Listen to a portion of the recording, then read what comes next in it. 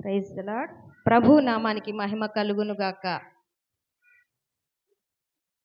మొదటగా నన్ను ఇక్కడికి ప్రేమతో ఆహ్వానించినటువంటి బ్రదర్ రాజు పాస్టర్ గారికి, అమ్మగారికి, వారి కుటుంబానికి, కూడి వచ్చిన సంఘ బిడ్డలందరికీ నా ప్రత్యేకమైన వందనాలు. Praise lord. బాగున్నారమ్మా అందరూ? హల్లెలూయా. నిజంగానే నిన్న సేవకుల కుడికలో ప్రేయర్ అంతా అయిపోయాక బ్రదర్ వచ్చి, అక్క రేపు ఉమెన్స్ మీటింగ్ చెప్తారక్క అన్నారు. వాస్తవానికి నేను వేరే ప్రోగ్రాంలు పెట్టుకున్నాం ఈరోజు. ఓకే బ్రదర్ వస్తాలే అనేసి చెప్పాను. ఓకే, మనము కొంచెం సేపు దేవుని వాక్యాన్ని ధ్యానించే ముందు నేను ఎక్కడికి వెళ్ళినా ఫస్ట్ ఆఫ్ ఆల్ నా సాక్ష్యాన్ని చెప్తానండి. ఒక పావుగంట సాక్ష్యాన్ని చెప్పిన తర్వాత వాక్యంలోనికి వెళదాం. మాది పుట్టినిల్లు గుంటూరు అండి. గుంటూరులోనే పుట్టి పెరిగాను. ప్రభువుని నమ్ముకోకముందు నా పేరు కామేశ్వరి. హిందువుల్లోంచి ప్రభువుని నమ్ముకోవడం జరిగింది. ప్రభువుని నమ్ముకోకముందు నేను పూర్తిగా యేసయ్యకి వ్యతిరేకురాలిని.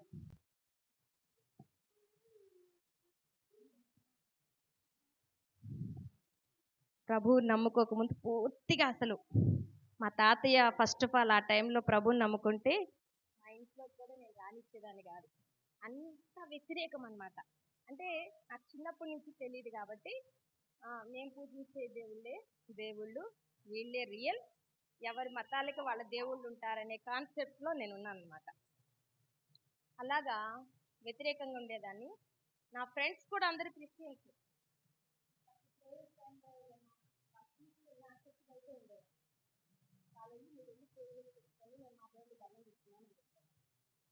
అలాగా డిగ్రీ సెకండ్ ఇయర్ చదువుతున్న టైంలో వివాహం చేసేసారు నాకు. వివాహం చేసిన తర్వాత నన్ను విజయవాడ దగ్గరలో చౌటూరు అనే ప్రాంతాన్ని ఇచ్చారు. అప్పుడు మా అత్తగారి ఇంటికి వచ్చినప్పుడు నేను మొట్టమొదటిగా షాక్ అయింది ఏంటంటే, వాళ్ళ ఇంట్లో ఒక్క విగ్రహం కూడా లేదు. మా నాన్న అయ్యప్ప స్వామాల, కనకదుర్గమ్మ పూజలని, నవగ్రహాల పూజలని, ఆకు పూజలని, అన్ని రకాల పూజలు చేసి ఉన్నదాన్ని. అయితే అలాంటి టైంలో వచ్చేసరికి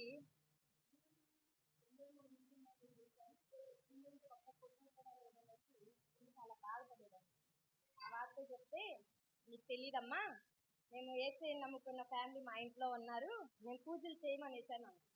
అయినా అప్పటికీ కూడా నేను ప్రభువు మీద ఏ మాత్రం కూడా ఇష్టం లేదండి. ఇష్టం లేకపోతే ఫస్ట్ ఆఫ్ ఆల్ మా బావగారు ప్రభువు నమ్ముకున్నారంట. నమ్ముకున్నప్పుడు వ్యతిరేకత ఎక్కువగా ఉంది కదా, ప్రభువుని నమ్ముకున్నారు. ఆయన అనేవాళ్ళు, అమ్మ ఒక్కసారి చర్చికి రండి అమ్మ అసలు ఆయన మాట వినేదాన్ని కాదు. ఎంత బతిల్లాగా వినేదాన్ని. ఒకరోజు ఏమైందంటే, పెళ్ళైన కొత్తలోనే ఒక 2-3 నెలలకేమో మా గేదెలన్నీ వెళ్ళిపోయిందంట. దానికి కారణం నేనేనంట. చూడండి ఎంత పెద్ద నిందేశారు. ఇదిగో అడిగిపోతుంది 6-7 శాల్సిన దాకా వెళ్ళిపోయింది అనేసి వాళ్ళు చెప్పుకుంటున్నారు, క్రియేట్ చేసేసుకుంటున్నారు. నాకు తెలియదు. తర్వాత నాకు ఎవరు మాట్లాడుతున్నారు, నేను పూజిస్తాను నాకు ఎవరు మాట్లాడాలి అనేసి బావగారు గేదెలు కాకుండా ముందుగానే కృతజ్ఞత ఏర్పాటు చేస్తున్నారు. వచ్చాక చెప్తున్నారు కదా, రాకముందే కృతజ్ఞత తెస్తున్నారు. ఈజీగా 150-200 మంది విశ్వాసం వచ్చారు. చక్కగా పరగాలు చూస్తున్నారు. నేను ఆ బట్టలు తీసుకుని ఇంటికి లోపలికి వాళ్ళ ప్రేయర్ వెళ్ళేంత వరకు కూడా కనీసం మొహమాటానికి కూడా ఆ ప్రేయర్లో కూర్చోలేదు. అంటే అంత వ్యతిరేకాలు. ఇలా జరుగుతున్న సమయాల్లో ఒక 2 సంవత్సరాలు మాకు పిల్లలు పుట్టకపోయేసరికి, ఇక పల్లెటూరు కదండి, వీళ్ళకి పిల్లలు పుట్టరు. మా మేనత్తకి పిల్లలు లేరు. ఆ కారణం చేత సైడ్గా నన్ను కొంచెం టార్చర్ పెట్టడం జరుగుతుంది. చుట్టుపక్కల వాళ్ళు, బంధువులు, వీళ్ళ మేనత్తకు కూడా పిల్లలు లేరు, ఇక వాళ్ళ మేనత్త చాలే వచ్చింది, 2 సంవత్సరాలు అయినా వీళ్ళకి పిల్లలు లేరనేసి టార్చర్ మొదలైంది. అయినా సరే నేనేం పట్టించుకోలేదు. అలాగే నేను స్కూల్లో టీచర్గా వెళ్తూ ఉండేదాన్ని. వెళ్తున్న టైంలో ఈ మాటలు నన్ను కొద్దిగా డిప్రెషన్లోకి తీసుకెళ్ళినాయి. ఇదేంటి, మేము ఇంకా సెటిల్ అవ్వలేదు, మాకు జాబులు రాలేదు, వీళ్ళేంటి పిల్లలు అంటున్నారనేసి చాలా బాధపడేదాన్ని. అయితే ఇలాగా తరచుగా మా మా బావగారు, అమ్మ ఒక్కసారి రండమ్మా, ఒక్కసారి రండమ్మా అంటే ఇక ఆయన టార్చర్ తట్టుకోలేక వెళ్ళా దేవుని మందిరానికి. సరేలే, బావగారంటే ఇంటికి పెద్దగా ఇన్నిసార్లు బతిల్లాడించుకోకూడదులే, మొహమాటానికి ఆయన కోసం ఒక్కసారి దేవుని మందిరంలోనికి వెళ్దామని నిర్ణయించుకున్నాం నేను నా భర్త. అది శనివారం రాత్రి అనమాట. అయితే వెళ్ళాము, ఇద్దరం వెళ్ళాము, బావగారు వాళ్ళతో కలిసి వెళ్ళాము. ఇలాగే ఉంటుంది మా మా చర్చ్ కూడా, కింద కొంచెం స్టెప్స్ ఉంటాయి. అందరూ కూడా నేను మందిరంలోకి వెళ్ళగా నేనేమనుకున్నానంటే, అంతకుముందు మందిరంలో ఎలా ఉంటుందో నాకు అసలు తెలియదండి. నేను కూడా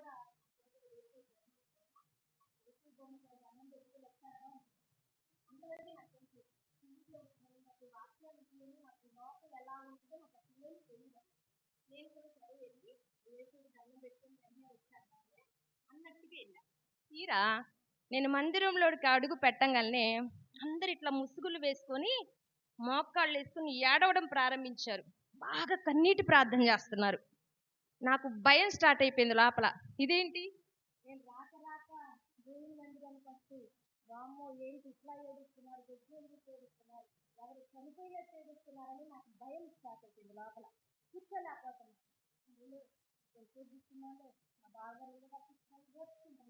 కొంచెం సేపటికి ఒక 10 నిమిషాలు పావు గంటకి ఏమైందంటే నేను ఏడవడం ప్రారంభించాను. బాగా ఏడుస్తున్నా. నేను నా మనసులో అనుకుంటున్నా, ఇదేంటి, నేను నాకేం బాధలు లేవు కదా, నన్ను ఎవరు తిట్టలేదు కదా, ఎవరు ఏమో అనలేదు కదా, నేను ఏడుస్తున్నానేంటి, ఒకవేళ ఏం లేదు నాకు జరుగుతున్నాయేంటి, ఇవన్నీ నా మనసుతో ఏం మాట్లాడుతున్నాను.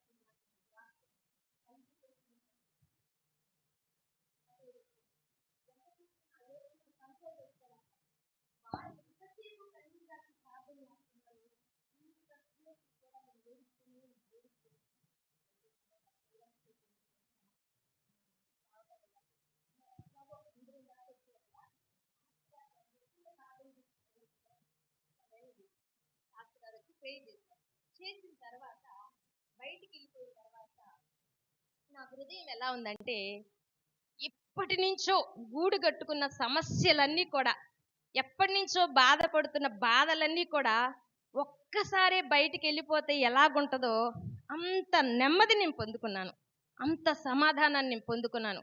చాలా హ్యాపీగా ఉన్నా బయటికి వెళ్ళిపోగానే. లోపలికి వచ్చినప్పుడు అదొక భారము, ఏడుపు అన్నీ ఉన్నాయి. దేవుని మందిరంలో ప్రార్థన చేయించుకొని బయటికి వెళ్ళంగానే చాలా హ్యాపీగా పీస్ఫుల్ అయిపోయిన తర్వాత ఎవరికి చెప్పలా. మళ్ళీ చెప్తే రేపు కూడా రమ్మంటారుగా, నేను ఎవరికైతే చెప్పకని ఇంటికి వెళ్ళిపోయిన తర్వాత నాలో నేను ఆలోచన చేసుకున్నా, ఇదేదో బాగున్నట్టుంది, ఏంటో తెలియని శక్తి నన్ను ఆకర్షిస్తుంది, ఏంటో తెలియని హ్యాపీనెస్ నాలో ఉంటుంది అనేసి తెల్లవారుజామున నా హస్బెండ్ని లేపి, ఏమంటే ఈరోజు కూడా మనం చర్చికి వెళ్దామా, ఏదో కొంచెం బాగున్నట్టుగా ఉంది అని 10కి ప్రేయర్ అయితే నేను 7 కల్లా రెడీ అయిపోయా. పిల్లలు కూడా లేరుగా, 7 కల్లా రెడీ అయిపోయి చర్చికి వెళ్ళిపోయామండి.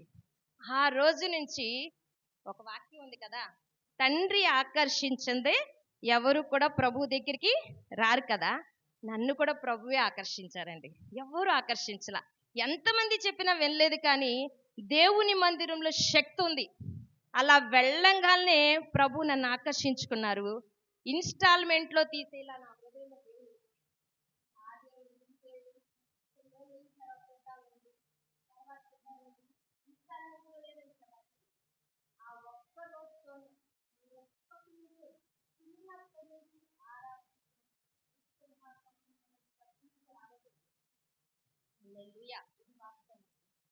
నేను ఇంత బొట్లు పెట్టుకునేదాన్ని, జడబారు పూలు ఫుల్ అలంకరణ. ఇప్పుడు అలంకరణ లేదు కదా, దీని కూడా సాక్షి ఇలాగ ఉండేదాన్ని. చర్చికి కూడా మా వాళ్ళు ఏం చేశారంటే, కొంతమంది హిందువులు బయట ఒక చెట్టు ఉండేది, వెళ్తా పొట్టు మీద దాన్ని పెట్టేసి ఉండేవాళ్ళు. నాకు తెలియదు, నేను మామూలు చర్చికి వెళ్తున్న టైంలో అలాగే నడుస్తున్నప్పుడు ఆ చెట్టు దగ్గర ఎందుకు ఆగి, ఇదేంటి ఆ చెట్టు ఎంత అంత బయట నేనైతే ఎలాగున్నానో, ఏ అలంకరణతో ఉన్నానో అలాగే చర్చికి వెళ్ళేదాన్ని. నేను ఎవరు చెప్పినా తీలా, నేను అసలే మామూలుగా మొండిదాన్ని, అసలే తీలా. ఎవరిని చూసి కూడా ఇలా ఉండాలని కూడా నేను అసలు అనుకోను కూడా.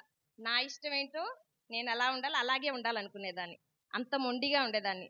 చర్చికి కూడా పూలు బొట్లు ఫుల్గా అలంకరించుకొని వెళ్ళేదాన్ని, కూర్చునేదాన్ని. అలాగా వెళ్తున్న టైంలో నేను పూజలు చేసిన విగ్రహం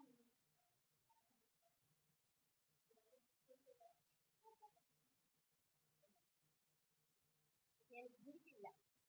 కనకదుర్గమ్మ గుడి, పెనుగొండ గుడి, ఆ తడి బట్టలతోనే నేను పొంగళ్ళు పంపించాను. పెళ్ళి అయిన తర్వాత కూడా చాలా గుడికి వెళ్ళాము. వెళ్ళాము, ఆ చెత్తకోసం పెడతారు కదా, తెలిసిన ఐడియా ఉందా? రామాయణ చెత్తకోసం పెడతారు కదా, అలా దాంట్లో అందులో పెట్టి పేపర్ వాస్తారు కదా, తెలుసా మీకు? అలాంటి చెత్తకోసాన్ని పెళ్లి పైన ఎక్కడ కూడా ఏ దెయ్యము నాలుగు దేవుని మందిరంలో పాస్టర్ గారు కేరళ నుంచి అలాగే కేరళ పాస్టర్స్ ఆ రోజు ఏమన్నారంటే, మన చర్చి కేరళ పాస్టర్స్ వస్తున్నారమ్మా, 3 రోజులు ఉపవాస కూడికలు ఉంటాయి, ఇందులో బాప్తీసం తీసుకునే వాళ్ళు సిద్ధపడండి అన్నారు. అప్పటికి నేను 3 నెలలు బట్టి వెళ్తున్నా. నేనేమనుకున్నానంటే బాప్తీసం అంటే అది స్పెషల్ కేర్గా అనుకుంటాను. నేనైతే అదే అనుకున్నా. మామూలుగా మనం తీసుకొచ్చి ఉపవాసం ఎలా ఉంటాం, ఏమి తినకుండా టీ తాగు,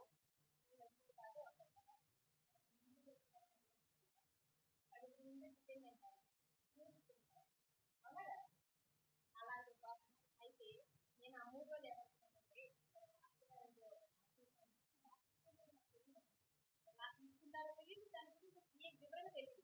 నేను డిగ్రీ చదువుతున్నాను కానీ ఈ బైబిల్ ఎలా చదవాలో నాకు తెలియదు. అలాంటి స్థితిలో నేను ఉన్నా. ఆ టైంలో ఇంటికి వచ్చి మా వారితో చెప్పా, పాస్టర్ గారు బాప్తీసం కదా, అది మనం కూడా తీసుకున్నాం, బాప్తీసం తెలియదు, బాప్తీసం ఎందుకు తీసుకోవాలో ఏమీ తెలియదు. అలా అని నేను చపాతీలు రోజు చేసుకుంటాను. పాస్టర్ గారు మీరు కదా తీసుకొని పాస్టర్ గారిని టిఫిన్ చేసి కొనుక్కోవడం అని చపాతీలు చేసుకొని ఆ నైట్ ప్రేయర్కి వెళ్ళాను. ప్రేయర్కి వెళ్ళాక ఇలా బలిపేట పెట్టి ఇలా కూర్చున్నాను. నాకేమి రాదు, వాళ్ళ క్వశ్చన్స్ ఏది అడిగినా అడగకపోయినా భయం లేకుండా అక్కడే కూర్చునేదాన్ని. అలాగే దైవజనులు చక్కగా అభిషేకంలో తిరుగుతూ వాక్యం చెప్తున్నారు. నాకైతే ఏం అర్థం కావట్లా. పక్కన ట్రాన్స్లేటర్ ఉన్నారు, తెలుగులో చెప్పేవాళ్ళు ఉన్నారు, అయినప్పటికీ నాకేం అర్థం కావట్లా. సరే అలాగే చూస్తున్నా, అటు తిరుగుతున్నారు ఇటు తిరుగుతున్నారు, చూస్తున్నా కొంచెం సేపటికి 1 గంట అయిపోయిన తర్వాత అందరినీ నిలబడమన్నారు. నిలబడమన్నప్పుడు నేను అలాగే నిలబడ్డానండి బలిపీఠం దగ్గర. నిలబడినప్పుడు పాస్టర్ గారు భాషలతో మాట్లాడుతూ సడన్ గా నా మీద చెయ్యేశారు. చెయ్యి వేసినప్పుడు 2000 మెగావాట్ల కరెంటు షాక్ కొడితే మనిషికి ఎలా ఉంటుందో వాస్తవానికి నాకు అంతకంటే ఎక్కువ కరెంటు షాక్ కొట్టింది. కొట్టి గిల కింద పడి కొట్టుకుంటున్నా. దయ్యపు శక్తులన్నీ బయటకు వచ్చేసినాయి, నన్ను వేధిస్తున్నాయి. ఒక బట్టలు ఉతికిన తర్వాత మన పిండితే ఎలా ఉంటుందో నా శరీరం అంతా కూడా అలాగ వేధిస్తున్నాయి. చాలా బాధపడుతున్నా, నన్ను నేను కంట్రోల్ చేసుకోలేకపోతున్నా, నన్ను నేను గాయపరుచుకుంటున్నా. నాలో ఉన్న శక్తులన్నీ బయటకు వచ్చినాయండి. వాస్తవానికి మేము దెయ్యాలను అసలు నమ్మం, దేవుని నమ్మం, దేవుని గురించి నమ్మం కదా. అలాంటి స్టేజ్లో ఉన్న దాన్ని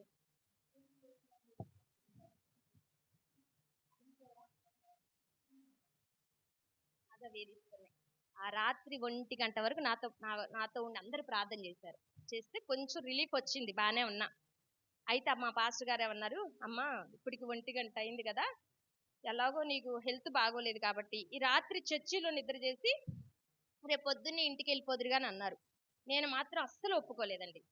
అసలు నేను పొరపాటు నేను చర్చిలో పడుకోను, నేను ఇంటికి వెళ్ళాల్సిందని పట్టుబడితే నాకు సపోర్ట్గా మా బావగారు వాళ్ళ అమ్మాయిని బండి మీద కూర్చోబెట్టి ముగ్గురు వెళ్తా ఉన్నాం. వెళ్తున్న టైంలో మా ఊరు ఇట్లా టర్నింగ్ ఉంటుంది, అక్కడి వరకు బాగానే కూర్చున్నా. ఎప్పుడైతే టర్నింగ్ తిరిగానో వదిలిపోయిన మళ్ళీ ఆ శక్తులన్నీ మళ్ళీ నా మీదకి వచ్చి, ఇదిగో నువ్వు బండి మించి దూకి చచ్చిపో, ఇదే ప్రేరేపణ, ఎంతసేపటికి నువ్వు చచ్చిపో అని ప్రేరేపిస్తున్నాయి. నేను దూకేద్దామని ప్రయత్నిస్తున్నా. నన్ను పట్టుకొని ఎలాగోలో ఇంటికి తీసుకెళ్లారు.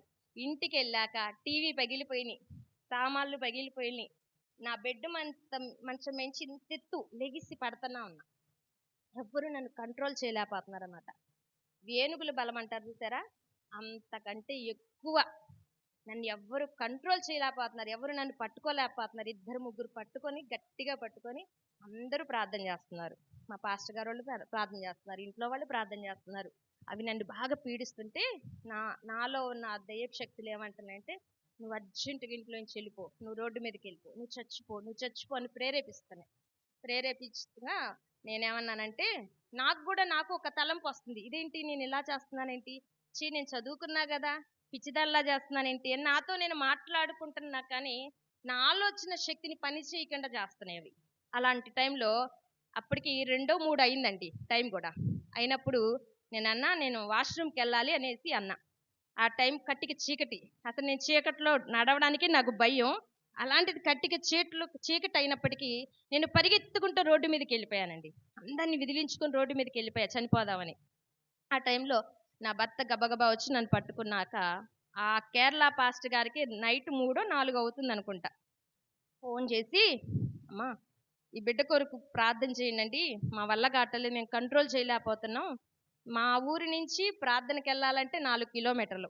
ఈ టైంలో మేము అక్కడికి కూడా తీసుకురాలేము, బాగా క్రిటికల్గా ఉన్నాము, మేము బాధపడుతున్నామని ప్రార్థన చేయించమని అని చెవులో ప్రార్థన చేశారు. ఫోన్లో చేసి చెవు దగ్గర పెట్టారండి. నడి రోడ్డు మీద జరిగిన సందర్భం ఇది, తార్ రోడ్డు మీద, ఇంట్లో కాదు. ఫోను గట్టిగా నన్ను 2 పట్టుకొని ఆ ఫోన్ నా చెవు దగ్గర పెడితే, ఆ ప్రార్థన చెవులోకి వెళ్తున్నప్పుడు నాకు విడుదల వచ్చేసింది. హల్లెలూయా. శక్తి ఏమాత్రం లేదు. ఎప్పుడైతే అవి విడుదల పొందుకున్నానో కుప్పగూలి పడిపోయా. నా చెయ్యి నేను ఇట్లా కూడా ఎత్తలేని పరిస్థితుల్లోనికి వచ్చేసా. నన్ను 2-3 లేపి ఇంట్లో తీసుకెళ్లారు. తెల్లవారు 5 ఆ టైం అయింది. బాగా బాడీ పెయిన్స్. అప్పుడు నేనన్నా, నన్ను ఎవరైతే రక్షించారో, నన్ను ఎవరైతే స్వస్థపరిచారో ఆయనే నిజమైన దేవుడు, మనం ఈ రోజే బాప్తీసం తీసుకుందామని నా భర్తతో చెప్పేశారండి. హల్లెలూయా. మా పేరెంట్స్తో కానీ, పాస్టర్ గారు వాళ్ళ పేరెంట్స్తో కానీ ఎవరితో చెప్పలా, అసలు ఎవరికి బాప్తీసం అనే మాటే చెప్పలా. వెళ్ళాం పాస్టర్ గారి దగ్గరికి వెళ్ళి, పాస్టర్ గారు నాకు అద్భుతం జరిగింది, ఈ రోజు నుంచి యేసయ్యే నా దేవుడు, నేను బాప్తీసం తీసుకుంటానని చెప్తే, అమ్మ బాప్తీసం అంటే ఏంటో తెలుసా అన్నారు. బాప్తీసం అంటే ఏంటో తెలియదయ్యి, కానీ యేసయ్య మాత్రం రక్షకుడు అని మాత్రం నేను గ్రహించా, నన్ను కాపాడాడు, కనుక నాకు ఈ రోజే బాప్తీసం కావాలనేసి ఆ రోజు మేము బాప్తీసం తీసేసుకున్నామండి. హల్లెలూయా. తీసుకున్న రోజు ఆ కేరళ పాస్టర్ గారే మాకు ప్రేయర్ చేశారు. పేరేమో మా పాస్టర్ గారు పెట్టారు, సమర్పణ నిబంధన అని పెట్టారు. ఆ పాస్టర్ గారి దగ్గరికి వెళ్ళి ప్రేయర్ చేయించుకునేటప్పుడు అన్నారు, అమ్మా నీకు 6 నెలల్లో దేవుడు గర్భఫలం ఇస్తున్నారని చెప్పారు. అంటే నాకు ప్రవచనాలు కూడా తెలియదు, అద్భుతాలు తెలియదు, ప్రవచనాలు తెలియదు, ఏమీ తెలియదు, నీళ్ళు అనమాట. ఒక 0 స్టూడెంట్ ఉంటారు చూసారా, ఈ బైబిల్లో నేను 0 స్టూడెంట్ని ఆ టైంలో. అంటే నేను అనుకున్నా, ఊరికి నా సాటిస్ఫాక్షన్ కోసం, నేను ఏడుస్తున్నాగా పిల్లలు లేదని, ఒకవేళ నా సాటిస్ఫాక్షన్ కోసం నీకు పిల్లల్ని ఇస్తున్నారని చెప్పారేమో అనుకున్నా. కానీ దేవుని మహాకృప 6 నెలలు కాదండి, 3 నెలల్లోనే ప్రభు గర్భఫలాన్ని ఇచ్చేశారు. హల్లెలూయా. ఈ 3 నెలల తర్వాత 7వ నెలలో నాకు ఎవరు పుడతారో కూడా దర్శనంలో దేవుడు చూపించేశారు. 7వ నెలలో నా చేతికి ఒక పాపనిచ్చారు. ఇదిగో నీకు పుట్టబోతున్న పాప ఈ పాపే అంటే, నేను అనుకున్న ఊరికే నేను అలా ఊహించుకుంటున్నానేమో, అందుకే ఇలా జరుగుతుంది అనుకున్నా. వాస్తవానికి ఆ దర్శనంలో ఎలాగైతే ఆ రూపంతో చూపించిన పాపను దేవుడు చూపించాడో, డెలివరీ అయ్యాక ఆ పాప సేమ్ అలాగే పుట్టిందండి. హల్లెలూయా. ప్రతిదీ కూడా నా జీవితంలో ఏది జరిగినా ఒక దర్శనం ద్వారాగానో, ఒక కళ ద్వారాగానో ప్రభు ముందుగానే చూపిస్తూ ఉండేవాడు. ఇలా జరుగుతుంది, చక్కగా మేము షాప్ పెట్టుకున్నాం, డెవలప్ అవుతున్నాం, అంతా బాగానే ఉన్న తర్వాత రెండో పాప పుట్టిందండి. రెండో పాప పుట్టిన తర్వాత ఆ పాపకి 3 నెలలకనమాట నెమ్ము స్టార్ట్ అయింది, ఆయాసం అంటారు కదా. అలా స్టార్ట్ అయినప్పుడు విశ్వాసులు అప్పటికి బాగా ఎదుగుతున్నాం. ఇది 2011లో జరిగింది. 2011లో పాప పుట్టిందనమాట. పుట్టినప్పుడు ఆమెని ఎన్ని చోట్లకి తీసుకెళ్ళామంటే లెక్కలేదు. డాక్టర్లు విజయవాడలో ఎంతమంది పీడియాట్రిక్ డాక్టర్స్ ఉన్నారో అంతమంది దగ్గరికి ఆ పాపను తీసుకెళ్లేవాళ్ళం. ఎవ్వరి వల్ల కూడా కావట్ల ఆమెను కంట్రోల్ చేయటం. ఆమెకి రోజుకి 103, 104 జ్వరం ఉండేది, హై ఫీవర్ అనమాట. ఒక డాక్టర్ అయితే ఆ హై ఫీవర్ని కంట్రోల్ చేయలేక ఐస్ క్యూబ్స్ ఉంటాయి కదా ఫ్రిడ్జ్లో, ఐస్ క్యూబ్స్లో టవల్ తడిపేసి చుట్టేవాడు, కంట్రోల్ చేయలేక. ఏ మెడిసిన్ కూడా పనిచేయట్లే ఆమెకి. అలాగ 3 సంవత్సరాలు అయిన తర్వాత ఫైనల్గా ఒక డాక్టర్ అన్నారు, అమ్మా ఈ పిల్ల ఎన్ని సంవత్సరాలు ఉన్నా మహా అయితే 30-40 సంవత్సరాల దాకా నెమ్ముందంటారు కదా చిన్నపిల్లలు వచ్చినప్పుడు. ఒక డాక్టర్ అన్నారు 30-40 కాదమ్మా, ఈ అమ్మాయికి జీవితాంతం ఇదే నెమ్ము కంటిన్యూ అయ్యిద్ది అనేసి ఒక డాక్టర్ అన్నాడు.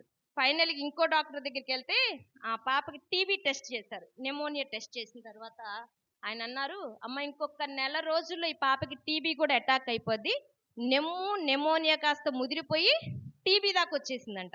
ఇంకొక నెల 2 నెలల్లో ఈ పాపకి టీబీ కూడా వచ్చేసిద్ది, నాకు తెలిసి ఒక 2-3 నెలలు చనిపోయిద్ది అని కూడా చెప్పేశారు ఆ డాక్టర్. ఫైనల్ స్టేజ్ అనమాట. వాస్తవానికి అలాగే జరుగుతుంది. మేము ఇంట్లో ప్రార్థన చేసుకుంటున్నాము, చర్చిలకి తీసుకెళ్తున్నాము, నైట్ చలికాలం కూడా ఆమె ప్రార్థనకి తీసుకెళ్లేవాళ్ళం విశ్వాసంతో.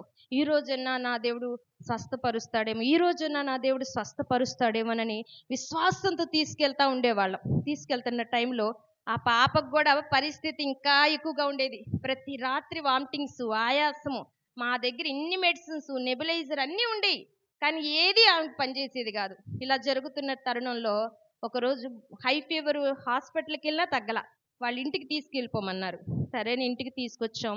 ఇద్దరం కన్నీరు గాచి ప్రార్థన చేస్తున్నాం. నేను ఒకటే అనుకున్నా, అయ్యా బ్రతికి ఉంటే నా ఎదుట సజీవంగా ఉంచు, ఆరోగ్యంగా ఉంచు. ఒకవేళ ఇదే పరిస్థితి కంటిన్యూ అవుతూ ఉంటే మాత్రం నేను తట్టుకోలేను ప్రభా, నువ్వు తీసేసుకొని ప్రార్థన చేశా. నువ్వు తీసేసుకో, నీ దగ్గరన్నా నా బిడ్డ క్షేమంగా ఉంటుందేమో అనేసి నేను ప్రార్థన చేసి అలాగే ఏడుస్తూ కన్నీరు గారుస్తూ ప్రార్థన చేసుకుంటూ అలిసిపోయి అలా పడుకున్నాం. నా చేతి మీద పాప ఉందనమాట. అయితే 4 గంటలు 5 గంటల టైము తెల్లవారుజావుతున్న ఇట్లాగ గోడ మీద యేసయ్య సిలువలో యేసయ్య రక్తం కారుతూ ఆ రక్తం అంతా కలిసి ఒక ముద్దలాగా అయ్యి ఆ పాప ఊపిరితిత్తుల మీద పడినట్టుగా కలొచ్చింది.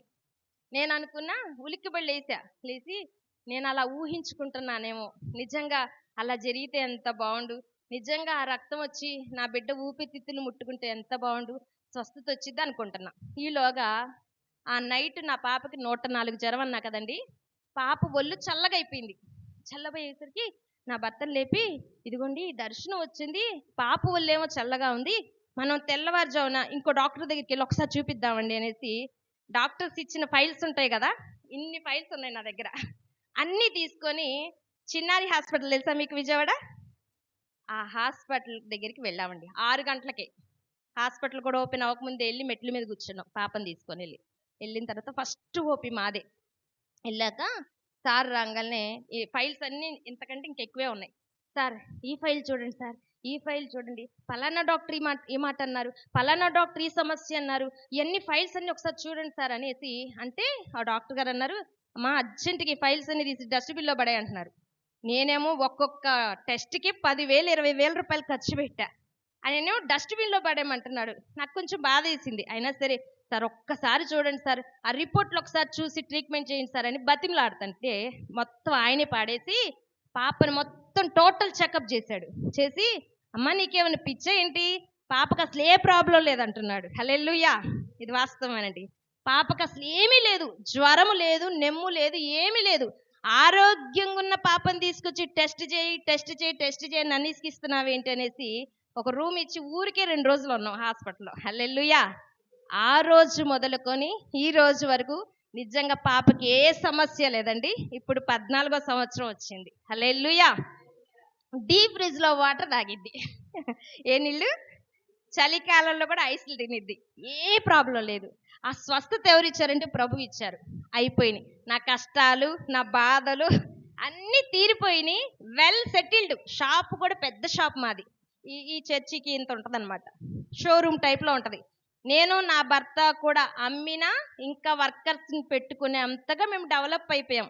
మనీ పరంగా కానీ, పిల్లల పరంగా కానీ, ఆర్థికంగా కానీ అన్ని విషయాల్లో సెటిల్ అయిపోయిన తర్వాత ప్రభు స్వరము ద్వారా సేవ చేయమని పిలిచారండి. హల్లెలూయా. నా సేవ చేయాలని ప్రతిరోజు కదే తలంపు. ప్రతిరోజు ఎక్కడ మన చర్చిలో ప్రార్థనకి వెళ్తే ఇదిగో నువ్వు నా సేవ చేయాలంటున్నారు. అసలు సేవా విధానమే నాకు తెలియదు. మా ముందు కానీ మా తర్వాత కానీ సేవకులు ఎవరూ లేరు. హిందువులు అని చెప్పాం కదా, సేవ చేసిన వాళ్ళు ఎవరూ లేరు. అసలు ఎలా చేయాలో తెలియదు, ఏమీ తెలియదు.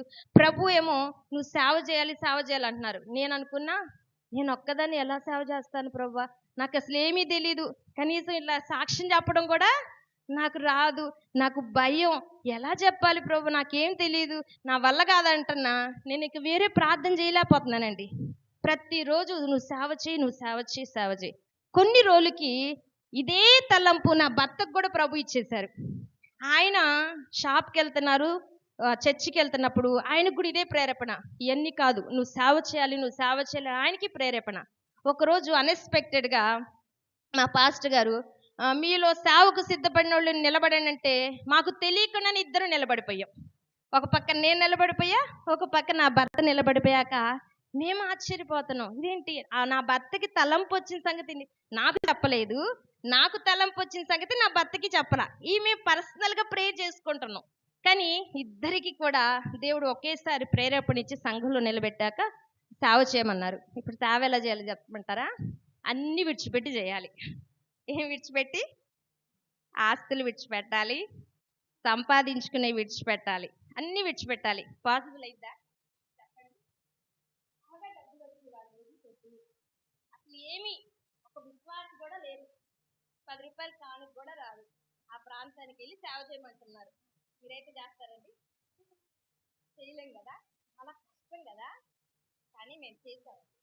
అలాగే చిన్న చిన్న పిల్లలు వేసుకొని ఎరిపాలెం మేనవాళ్ళు తెలుసా మీకు? ఆయా ప్రాంతాల్లో తిరుగుతూ ఉండేవాళ్ళం. సొంత డబ్బులతో పెట్రోల్ పోసుకొని, ఒక్క విశ్వాసి కూడా లేరు. ఆ రోజంతా ఆదివారం అంతా తిరిగేవాళ్ళం. ఒక్కళ్ళు కూడా మాకు పరిచయం లేదు. తర్వాత నిదానంగా వీళ్ళ ఒక ఇల్లు దొరికింది. ఒక ఇల్లు తిరిగితే ఆ ఇంట్లో ప్రార్థన పెడుతుంటే ఒక నెలకంది, మా తాతయ్య చనిపోయారండి, మాకు అంటండి, మా ఇంట్లో ప్రార్థన పెట్టద్దండి. ఆడ తీసేసాం. ఇంకొక ఆమె ఇంట్లో పెట్టాం. వాళ్ళ ఇంట్లో కూడా ఎవరొకరు మరణించకండి ఎవరు ఉంటారు కదా, మనోళ్ళకి సెంటిమెంట్లు కదా. ఆమంది, మా మామయ్య గారు చనిపోయారండి, మాకు అంటండి, మా ఇంట్లో పెట్టద్దండి. అయిపోయింది. అలాగా 3 నెలల తర్వాత ఎవరింట్లో పెట్టట్లా, అందరూ మా ఇంట్లో వద్దు, మా ఇంట్లో వద్దు అంటున్నారు. ఇప్పుడు సేవ జరగట్లా. మేమేమనుకున్నామంటే, సరేలే మనం ఏదన్నా అద్దెకి తీసుకొని, ఒక ఇల్లు అద్దెకి తీసుకొని సేవ చేద్దామనేసి అనుకున్నాం. ఇద్దరు అనుకున్నప్పుడు అలాగే స్టార్ట్ చేసామండి. స్టార్ట్ చేస్తే అనుకోకుండానే మన సొంత డబ్బులతో 11 సెంట్లన్నర స్థలాన్ని కొనేసాం. అప్పుడు ఎవరు లేరు విశ్వాసులు, ఎవరు లేకుండానే ఎడారిలో స్థలం కొనేసాం. కొనేస్తే ఒకే ఒక్క ఆమె వచ్చేది. ఆమె కూడా కుదిరితే వచ్చేది, లేకపోతే లేదు. పని ఉంటే పనికి వెళ్ళిపోయేది, ఎప్పుడన్నా ఒక పని లేకపోతే వచ్చేది. అలాగా స్టార్ట్ చేస్తే 3 సంవత్సరాల వరకు కూడా ఒక్కళ్ళు కూడా బాప్తీసం పొందల. అయినా సరే చుట్టుపక్కల వాళ్ళు అనేవాళ్ళు, అమ్మగారు అయ్యగారు వీళ్ళకి పిచ్చి పెట్టింది అనుకుంటా, అన్నిలు గృహాల్లో చర్చిలు కట్టారు, ఇక్కడ ఎవరు వస్తారు అని మమ్మల్ని డిసప్పాయింట్ చేసేవాళ్ళు. వచ్చి, మీరు ఓ పని చేయండి పాస్టర్ గారు, ఈ స్థలం అమ్మేసుకొని మీ పిల్లల పేర్ల బ్యాంకులో వేసుకోండి, వేస్ట్ పాస్టర్ గారు, అసలు ఇక్కడ ఎవరు రారు అనేసి మమ్మల్ని డిసప్పాయింట్ చేసేవాళ్ళు. మా విశ్వాసం ఏంటంటే, పిలిచిన దేవుడు నమ్మదగిన దేవుడు. హల్లెలూయా. ఆ విశ్వాసంతో మేము సేవను స్టార్ట్ చేసామండి. 3 ప్రాంతాల్లో సేవ ఘనంగా జరుగుతుంది. మేనవోళ్ళు, గంపలగూడెం, అమీర్పేట, ఇంకా ఆయా ప్రాంతాల్లో. హల్లెలూయా. అంటే చాలా సాక్ష్యం ఉంది. మనం వాక్యానికి ఎక్కువగా ప్రియారిటీ ఇవ్వాలి కదా. దీంతో ముగిస్తున్నాను. దేవుడిచ్చిన సాక్ష్యాన్ని దీవించును గాక. వాక్యంలోనికి వెళ్ళిపోదామండి.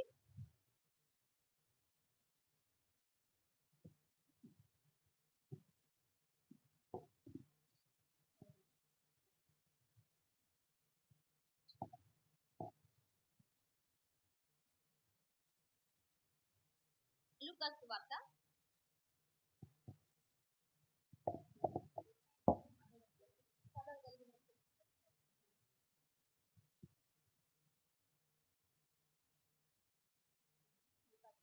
10వ అధ్యాయం 42వ.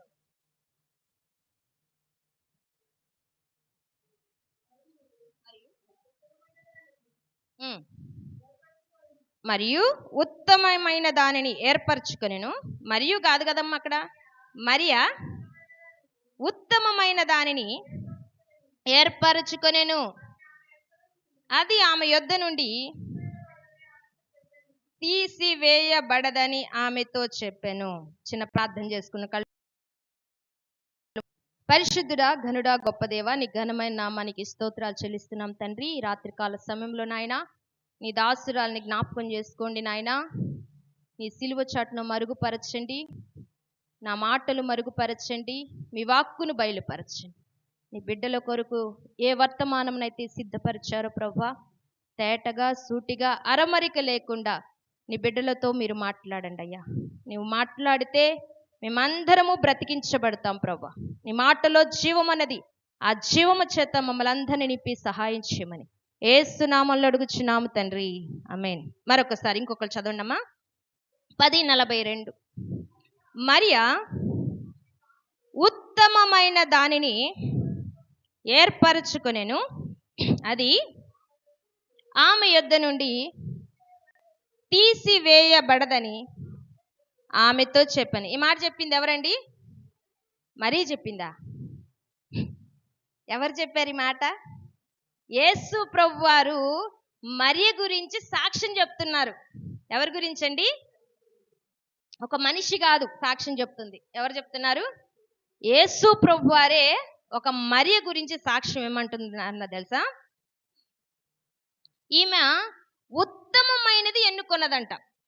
ఉత్తమమైనది ఎన్నుకొన్నది, అది ఆమె యొద్ద నుండి తీసివేయబడదు. హల్లెలూయా.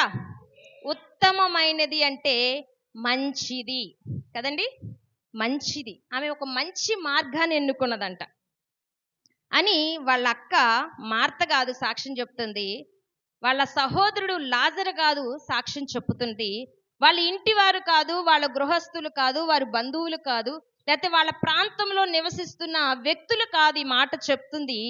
స్వయాన దేవాతి దేవుడే ఆ మరియ గురించి సాక్ష్యం చెప్తున్నారు. ఏమన్నా తెలుసా? ఇదిగో మరియ ఉత్తమమైనది ఎన్నుకున్నది, అది ఆమె యొద్ద నుండి తీసివేయబడదు. హల్లెలూయా. మరియ ఉత్తమమైనది ఎన్నుకోవడానికి ఏంటండి కారణాలు? చాలా కారణాలు ఉన్నాయి కదా. మీరు ఎప్పుడైనా విన్నారా? ఈ ప్రసంగం విన్నారా? మరియా మార్త గురించి విన్నారా? మీరు విన్న వాటిల్లో నుంచి నేను ఒక కొత్త కోణంలో చెప్తానండి, శ్రద్ధగా వినండి. ఇది మన ఆత్మీయ జీవితాలకు ఆశీర్వాదకరంగా మార్చబడుతుంది. హల్లెలూయా.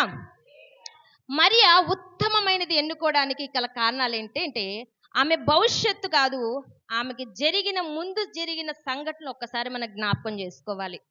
ఆమె గత జీవితాన్ని ఒక్కసారి జ్ఞాపకం చేసుకోవాలి. ఏంటి ఆమె గత జీవితం అంటే, ఆమెంట విస్తారమైన పాపములు చేసిన వ్యక్తి అంట. ఎంతండి? కొంచెం కాదు, విస్తారమైన పాపాలు. అంటే ఆ పాపాల లిస్టు బైబిల్లో రాయబడలేదు, కానీ ఆమెకి ఇంకో పేరు కూడా పాపాత్మురాలైన స్త్రీ. ఏం పేరండి? పాపాత్మురాలైన స్త్రీ, విస్తారమైన పాపములు చేయబడిన స్త్రీ అని ఆమె పేరు అలాగా వ్రాయబడి ఉంది. ఆమె గురించి మత్తయి సువార్తలో వ్రాయబడి ఉంది, మార్కు సువార్తలో వ్రాయబడి ఉంది, లూకా సువార్తలో వ్రాయబడి ఉంది, యోహాను సువార్తల్లో కూడా రాయబడి ఉంది. ఎన్ని సువార్తలు ఇప్పుడు? ఈ 4 సువార్తల్లో కూడా ఆమె పేరు రాయడం జరిగింది. నేను అనుకున్న 4 చోట్ల కూడా నేను చదివానండి. చదివినప్పుడు చాలా ఆశ్చర్యం వేసింది. మత్తయి మార్కు చదివినప్పుడు ఆమెకి ఒక విషయం గుర్తుపెట్టుకున్నా అక్కడ. ఏంటంటే, ఆమె కన్నీరు కాచింది. ఒకసారి చదివితే మీకు బాగా అర్థమవుతుంది. ఒకసారి చూడండి, లూకా సువార్త 7వ అధ్యాయం 37వ వచనం చదవండి ఒకసారి. మీకు చదివితే ఇంకా క్లారిటీగా అర్థమైంది. లూకా సువార్త 7:37.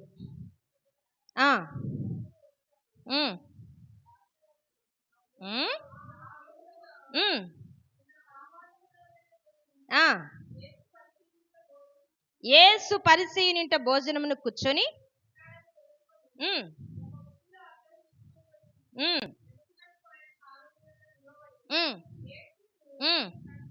కన్నీళ్లతో ఆయన పాదములు తడిపి తన తల వెంట్రుకలతో తుడిచి ఆయన పాదములను ముద్దు పెట్టుకొనెను, ఆ అత్తరు వాటికి పూసెను. మరొకటి చాలమ్మా. యోహాను సువార్త 12, 1, 2, 3 వచనాలు చూడండి. యోహాను సువార్త 12వ అధ్యాయము 1, 2, 3 వచనాలు చూడండి ఒకసారి. కాబట్టి యేసు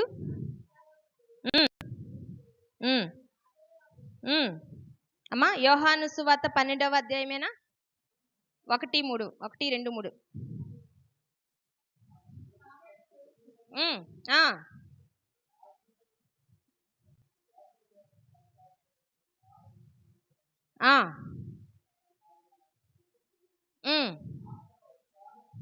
మా అత్త ఉపచారం చేశాను. ఈ ఈ ఈ మరి అంటే ఎవరంట? లాజరు ప్రభునకు అత్తరు మూసిన తల వెంట్రుకలతో ఆయన పాదములు తుడిచిన మరి అయిన సహోదరుడు. హల్లెలూయా.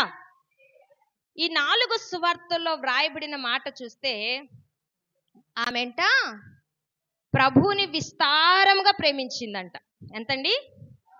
ఎందుకని విస్తారంగా ఆమె ప్రేమించిందంటే ఆమె విస్తారమైన పాపముల చేత నింపబడి ఉందంట. ఎంత? విస్తారమైన పాపముల చేత నింపబడి ఉందంట. ఒకరోజు సీమోను పరిసయ్యుడు దగ్గరికి వెళ్ళినప్పుడు వాళ్ళందరూ భోజనమును కూర్చున్నప్పుడు అంట, ఇదంతా మీకు తెలిసిందే, మరొకసారి చెప్తాను. ఆమె యేసు ప్రభువారు ఆ టైంలో ఎలా కూర్చునేవాళ్ళు అంటే పాదాలు వెనక పెట్టుకొని కూర్చునేవాళ్ళు. అంటే స్టూల్ లాగా ఉండేవి అప్పటి భోజన పంక్తులు అనమాట. వెనక తట్టు తన పాదాలు పెట్టుకొని భోజనానికి కూర్చున్న సమయంలో అంట ఈమె గబగబా వచ్చేసి కన్నీళ్లతో ఆయన పాదాలు గడుగుతుందంట. దేంతండి? కన్నీళ్లతో పాదాలు గడవడం సులభమేనా అసలు? ఒక గ్లాసు నిండిద్దండి మన కన్నీళ్ళు? లేకపోతే ఇవి ఉంటాయి కదా పిల్లలకి పెట్టే ఉగ్గిన్లా, అది నిండిద్దా? అసలు నిండిద్దా? అంటే ఆమె ఎంత కన్నీరు గారిస్తే పాదాలు గొడిగిద్ది చెప్పండి. కన్నీటితో పాదాలు కడిగి తన తల వెంట్రుకలతో పాదాలు తుడిచిందంట. అంత మాత్రమే కాదు, ఎంతో విలువైన అచ్చ జటామాంసి అత్తరు తీసుకొచ్చిందంట. అంటే 300 దేనారములు, అంటే ఆ టైంలో చాలా ఎక్కువ. ఈ టైంలో చూసుకుంటే కోట్ల రూపాయలు ఆస్తి అనమాట. అంటే తన జీవనం అంత విలువైన అచ్చ జటామాంసి తీసుకొచ్చి ఆ పాదాలకు రాసి ముద్దు పెట్టుకుందంట. హల్లెలూయా. ప్రభు అంటున్నారు, ఈమె నన్ను బాగా ప్రేమించింది. ఎంత ప్రేమించిందంట? విస్తారంగా ప్రేమించింది. కనుక ఈమె విస్తారమైన పాపములు క్షమించబడ్డాయి. కుమారి, నువ్వు సమాధానం కలిగే దానివై వెళ్ళుము అన్నారు. హల్లెలూయా. ఇంతవరకు మనందరికీ తెలిసిందే కదా. ఇక్కడి నుంచి మనం విందాం. ఫస్ట్ ఆఫ్ ఆల్ ఆమె కన్నీరు కాచింది కదా. కన్నీరు కాచింది. ఎన్నిసార్లు కాచింది కన్నీరు? ఒకసారి కాచిందా? యేసయ్య పాదాలు కట్టడానికి ఒకసారి కాచిందా? ఇంకోసారి కూడా కాచిందా? అది నేను తర్వాత చెప్తా. కన్నీరు కార్చడం అనేది మామూలు విషయం కాదు కదండి. మామూలుగా మనం కన్నీరు దేనికి కారుస్తాం చెప్పనా? చిన్న చిన్న విషయాలకే కాచేస్తాం కదా. తిట్టినా, ఏదన్నా మాట అన్నా, అవునా కాదా? అంతగా అంటే ఉపయోగపడని వాటికి కన్నీరు బాగా కారుస్తాం కదండి. కానీ మన కుటుంబ క్షేమం కొరకు, మన పిల్లల క్షేమం కొరకు, మన భర్త క్షేమం కొరకు, మనము దీవించబట్టానికి, మనము వర్ధిల్లడానికి, మనము ఆశీర్వదించబట్టానికి మన నిమిత్తము ఎంత కన్నీరు కారుస్తున్నాం ఈరోజు పరిశీలన చేసుకుందాం. అంతేనా? మందిరంలో ఏం చేసుకోవాలి? పరిశీలన చేసుకోవాలి, శుద్ధి చేసుకోవాలి. అంతేనా? ఎవరు మట్టుకు వాళ్ళు తీర్పు తీర్చుకోవాలి. మీకెవరు తీర్పు తీర్చరు. ఎవరు తీరుస్తారు? భూమి మీద ఉన్నప్పుడు మీకు మీరే తీర్పు తీర్చుకోవాలి. పరలోకం వెళ్తే యేసయ్య తీర్పు తీరుస్తాడు. హల్లెలూయా. మందిరంలోకి వచ్చినప్పుడు శుద్ధీకరణ జరగాలి కదండి. ఈరోజు ఈ రాత్రి మీ సేవకులు ఎందుకు ఏర్పాటు చేసుకున్నారో కానీ స్త్రీల కోడిక జరగటం అనేది చాలా ఆశీర్వాదకరం కదండి. బైబిల్ గ్రంథంలో, కీర్తన గ్రంథంలో మాట ఉంటుంది, ఆయనను ప్రకటించు స్త్రీలంట సైన్యంగా ఉన్నారంట. ఎవరి గురించి రాయబడలా? హల్లెలూయా. హల్లెలూయా చెప్దామా? ఎవరిని ప్రకటించే స్త్రీలు? యేసయ్యను ప్రకటించే స్త్రీలంట గొప్ప సైన్యంగా ఉన్నారంట. ఇప్పుడు ఆ సైన్యంలో మనం అందరం ఉన్నామా లేదా? సైన్యంలో ఉన్న మనము పోరాడాలా లేదా? మీకు ఇచ్చిన ఆయుధాలు వాడాలా లేదా? ఏమి ఇచ్చారు మీకు దేవుడు ఆయుధాలు? చెప్పండి. స్వరం, ఇంకా బైబిల్, ఇంకా ప్రార్థన, ఇంకా కన్నీరు ఇవ్వలేదా? మన టాపిక్ అదే కదా. అన్నిటికంటే విలువైంది కన్నీరు కదా. మనం అనుకున్నాం కదా, కన్నీరు కారడం అనేది మామూలు విషయం కాదండి. ఎంతో బాధ హృదయంలో ఉంటే కానీ అది ఎక్స్ప్రెస్ చేయడానికి, బయటికి చూపించడానికి కన్నీరు వచ్చింది కదా. ఒక ఆమెని, అమ్మా ఆమె అంటుంది, మా పిల్లలు మారట్లేదంటే నేనన్నా, అమ్మా నువ్వు ప్రార్థన చేస్తున్నావు కరెక్టే, బాగా కన్నీరు కాచి ప్రార్థన చేయమ్మా అంటే ఆమె అంటుంది తెలుసా, నా కన్నీరంతా అయిపోయినాయి అంటుంది. ఏంటంట? కన్నీరు ఎక్కడన్నా అయిపోద్దండి చెప్పండి? ముసలి వాళ్ళు అంటే చివరి క్షణంలో చనిపోయేంత వరకు కన్నీరు ఉంటుందండి. తెలీదు. ఆమె అంటుంది నా కన్నీరంతా అయిపోయినాయి, ఇంకేం కాచిన పాస్టమ్ గారు అంటుంది. నేను ఇంకేం చెప్తానండి, కానీ మీకు చెప్తా ఏనండి, కన్నీరు కార్చాలి. కన్నీరు విలువైంది. ఆమె పాపాలు చెప్పడానికి నోటితో చెప్పలేకపోతుంది. అంత ఘోరమైన పాపం చేసిందేమో, మాటలు కూడా రావట్లా. ఒక్కొక్కసారి మన ఇంట్లో ఏదైనా సమస్య వచ్చినప్పుడు బాగా వెక్కి వెక్కి ఏడుస్తాం కదా. ఏడుపు హై స్టేజ్లోకి వెళ్ళిపోయింది అనుకోండి, బాగా ఏడుస్తున్నాం, దుఃఖం ఎక్కువైపోయింది. ఎవరైనా వచ్చి ఎందుకు ఏడుస్తున్నాం అంటే చెప్పగలుగుతామా? మాట వచ్చిద్దా? ఈ అనుభవం మీకుందా? నాకుందండి. నిజంగానే ఏడుపు ఎక్కువయ్యే కొద్దీ మాటలు తగ్గిపోతా ఉంటాయి. అవునా కదా? పిల్లలు చూడండి, ఎక్కి ఏడ్చేటప్పుడు అరే ఎందుకు ఏడుస్తున్నారు అంటే వాళ్ళు చెప్పలేరు, చెప్పడానికి కూడా రాదు, కూడా మాటలు రావు కూడా కదా. అంటే కన్నీరు ఎక్కడికి తీసుకెళ్ళిదో తెలుసా? దేవుడు హృదయాన్ని తాకడానికి తీసుకెళ్తుంది. హల్లెలూయా. ఈమె కూడా ప్రార్థన చేసే స్టేజ్ దాటిపోయింది, హై స్టేజ్కి వెళ్ళిపోయింది. ఇక దేవుని దగ్గరికి వెళ్ళి అయ్యా నా పాపాలు క్షమించయ్యా నోటితో కూడా చెప్పుకోలేనంత పశ్చాత్తాపంలోకి వెళ్ళిపోయిందంట. హల్లెలూయా. వెళ్ళిపోయి మరి అక్కడ చాలా మంది కూర్చొని ఉన్నారు కదండి ఆ భోజన పంక్తిలో. వెళ్ళి అయ్యా నేను ఈ తప్పు చేశానయ్యా, ఈ పాపం చేశానయ్యా, నన్ను క్షమించయ్యని అడగగలిగిద్దా? ఏం చేయాలో తెలియట్లా ఆమెకి. పాపాలు ఎక్కువైపోయినాయి, హృదయ భారం ఎక్కువైపోయింది, పశ్చాత్తాపం ఎక్కువైపోయింది. ఎలాగైనా నేను ప్రభు దగ్గరికి వెళ్ళి క్షమాపణ పొందుకోవాలని ఆశతో వెళ్ళి ఏడుస్తా ఉంది. అసలు లోటా నీళ్లతో కాళ్ళు కడుక్కుంటే ఏమన్నా అట్లా తడుస్తాయి కదండి. మనం లోటాతో కడుక్కుంటాం, అసలు 2-3 లోటాలు ఇట్లా గుమ్మరిస్తాం కదా. కాళ్ళు కడగాలంటే ఇంచుమించుగా అంత వాటర్ అవసరం అవుతాయి. కానీ యేసయ్య పాదాలు కడిగి అంతగా కన్నీరు కారుస్తా ఉందంట. ప్రభు చూస్తున్నారు, ఆమె కన్నీటిని చూస్తున్నారు. కన్నీరుకి విలువ ఉందంటారా? మీరు చెప్పండి, ఉందా? మీ కన్నీరుకి విలువ ఉందా? మీ కన్నీరు ఎక్కడికి వెళ్తున్నాయి చెప్పండి? అనవసరమైన వాటికి వెళ్తాయి. సరే, బయట గారుస్తున్న కన్నీరుకు సరే భూమి మీద కలిసిపోతున్నాయో, మీ క్లాతులు తడిచిపోతున్నాయో, అది పక్కన పెట్టేద్దాం. దేవుని మందిరంలో మీరు కన్నీరు గారుస్తున్నారా? మీ ప్రార్థన, మీ పర్సనల్ ప్రేయర్స్ ఉంటాయి కదా, మీరు ఇంట్లో ఒంటరిగా చేసుకునే ప్రార్థనలు ఉంటాయి కదా, అప్పుడు ఏమన్నా కన్నీరు గారుస్తున్నారా? ఒక్క కన్నీటి బొట్టైనా గారుస్తున్నారా? ఈరోజు ప్రశ్న, మీ కన్నీరు వేస్ట్ కావండి. ఒక వాక్యం చదివిస్తా చూడండి. కీర్తన గ్రంథం 56వ కీర్తన 8వ వచనం. కీర్తన గ్రంథం 56:8.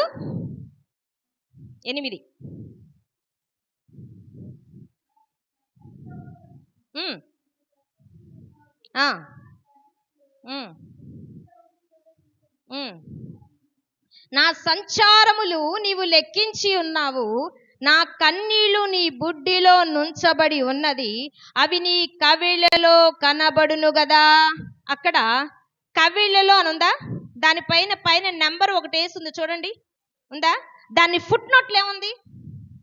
పుస్తకం అని ఉంది కదండి. మనము కార్చే కన్నీరంట ఆయన బుడ్డిలో దాచుకుంటాడంట. ఎక్కడుంది ఆ బుడ్డి? భూమి మీద ఉందా? ఎక్కడుందండి? పరలోకంలో ప్రభు ఎదుట ఉందండి మీ కన్నీరు. అంత విలువైంది. దేవునికి ఒకసారి చప్పట్లు కొట్టి దేవుని నామాన్ని మహింపరుద్దామా? హల్లెలూయా. మీకు ఒక రహస్యం చెప్పమంటారా? మనం ప్రభు రాకళ్ళు ఎత్తబడతామండి. చెప్పాలి, ఎత్తబడతామా? డౌట్గా చెప్పమాకండి. మనం మందిరానికి వచ్చేది ఆయన రాకడలో ఎత్తబడటానికి కదా. ఖచ్చితంగా పరలోకం వెళ్తాం మనం కదండి. మనము పరలోకం వెళ్ళడానికి చాలా సమయం పట్టింది కదా. మన ఆయుష్కాలం పూర్తయ్యేంత వరకు మనం భూమి మీదే ఉంటాం, ప్రభు రాకడ వచ్చేంత వరకు మనం భూమి మీదే ఉంటాం. కానీ మనము రాకడలో ఎత్తబడక ముందు, మనం పోకముందే ప్రభు దగ్గరికి వెళ్ళేది ఏంటో తెలుసా? మన కన్నీరేనండి. చప్పట్లు కొట్టి ప్రభువున మన గనపరుద్దాం. హల్లెలూయా. నీవు నేను ఈ భూమిని విడిచి దేవుని రాజ్యానికి వెళ్ళక ముందే నీ ప్రార్థన దేవుడి దగ్గరికి వెళ్ళిపోతుంది, నీ క్రియలు దేవుని దగ్గరికి వెళ్ళిపోతున్నాయి, నీవు కార్చే కన్నీరు దేవుని ఎదుటికి వెళ్ళిపోతుందండి. హల్లెలూయా. అక్కడ ఏమని రాయబడిందంటే, నీ సంచారములు నా సంచారములు నీవు లెక్కించి ఉన్నావు, నా కన్నీళ్లు నీ బుడ్డిలో నుంచబడి ఉన్నవి, అవి నీ కవిళలో కనబడును కదా. కనబడును కదా. ఎక్కడంట కనబడేది? ఆయన బుడ్డిలో కనబడుతున్నాయి. హల్లెలూయా. అక్కడ సంచారములు దగ్గర కవిళలో అన్న అక్కడ పుస్తకం అని ఉంది కదండి, కదా. మారు మనసు పొంది బాప్తీసం పొందిన వాళ్ళ పేర్లు ఎక్కడ ఉంటాయి? జీవ గ్రంథంలో ఉంటాయి కదండి. మేలు చేసిన వారికి ఒక గ్రంథం ఉంది, జ్ఞాపకార్థ గ్రంథం. అది కాకుండానే జ్ఞాపకార్థ గ్రంథం ఉంది. దేవుని మందిరంలో పరిచర్య చేస్తారు కదా మీరు, పట్టాలు వేయడం, ఏదైనా భోజన సామాగ్రిలు ఏమైనా ఉంటే కడగడం, మీటింగ్స్కి అరేంజ్ చేయటం, సేవకులతో సహకరించటం, ఇవన్నీ పరిచర్య కదా. ఈ పరిచర్యలో పాలు పొందిన వాళ్ళకు కూడా ఒక పుస్తకం ఉంది, వాళ్ళ పేర్లు కూడా అందులో వ్రాయబడతాయి. ఇప్పుడు ఈ పుస్తకం ఏంటంటే, నీవు కాచిన కన్నీరు, దేనికి కాచింది కన్నీరు? దేనికి కన్నీరు కార్చబడింది? ఎందుకు ఈ బుడ్డిలోనికి వచ్చింది? దీని గురించి కొంచెం వివరణ ఇస్తా. ఇప్పుడు మనకేదైనా జ్వరం వచ్చింది అనుకోండి, డాక్టర్ దగ్గరికి వెళ్తే ఫస్ట్ డాక్టర్ ఏమంటాడు? బ్లడ్ టెస్ట్ రాస్తాడు, అవునా? బ్లడ్ ఎంత ఇస్తామండి? లీటర్ ఇస్తామా? ఎంత ఇస్తాం? ఎంత? 1 ml ఇస్తాం, అంతే కదా. ఇంతేగా తీసేది. అవసరమైతే ఆ టెస్ట్లు ఎక్కువగా ఉంటే ఇంత సిరంజ్ తీస్తారేమో, అంతే కదా. వాస్తవానికి ఇంత తీస్తారు. బ్లడ్ టెస్ట్ మొత్తం చెక్ చేస్తారు, ఇంతే తీసుకునేది. చేసిన తర్వాత మనకు రిపోర్ట్ వచ్చింది. ఇచ్చిన బ్లడ్ ఏమో ఇంత, రిపోర్ట్ ఏమో ఇంత బాగా ఉంటుంది. ఏమని ఉంటుంది? అందులో తెల్ల రక్త కణాలు ఎంత ఉన్నాయి, ఎర్ర రక్త కణాలు ఎంత ఉన్నాయి, బ్లడ్ పర్సంటేజ్ ఎంత ఉంది, కొలెస్ట్రాల్ ఎంత ఉంది, ఇంకేముంటాయి, బీపీ ఎంత ఉంది, షుగర్ ఎంత ఉంది, అన్నీ వస్తాయి కదా. మనం ఇచ్చేదంతా కొంచెమే, ఇంతే. ఇంత బ్లడ్కి ఎంత రిపోర్ట్ ఇచ్చిన తర్వాత అప్పుడు డాక్టర్ గారు చూసి అన్నీ చెక్ చేసి, ఓహో ఈమె బ్లడ్లో షుగర్ ఎక్కువగా ఉంది, లేకపోతే బ్లడ్ తక్కువగా ఉంది అని రిపోర్ట్ ఇచ్చి మనకి మెడిసిన్స్ ఇస్తారు కదండి. అంటే నీ శరీరంలో ఉన్న ఒక్క చుక్క బ్లడ్కి ఇంత హిస్టరీ రాశాడు. ఎవరు రాసింది? డాక్టర్ గారు కదా. నువ్వు కాచిన కన్నీటిలో కూడా ఈ హిస్టరీ ఉంటుందండి. హల్లెలూయా. నువ్వు దేనికి కార్చావో? నీ చదువు కోసం కన్నీరు కార్చావా? నీకున్న బలహీనత కోసం కన్నీరు కార్చావా? లేకపోతే నువ్వు ఆత్మీయ జీవితంలో ఎదగటానికి కన్నీరు కార్చావా? లేకపోతే నీ భర్త తాగుతున్నాడని కన్నీరు కార్చావా? నీ పిల్లలు మాటింటలేదని కన్నీరు కార్చావా? ఆ కన్నీరు ఎందుకు కార్చావు? దాని గురించి వివరణ అంతా ఆ పుస్తకంలో రాయబడి ఉంటుందంట.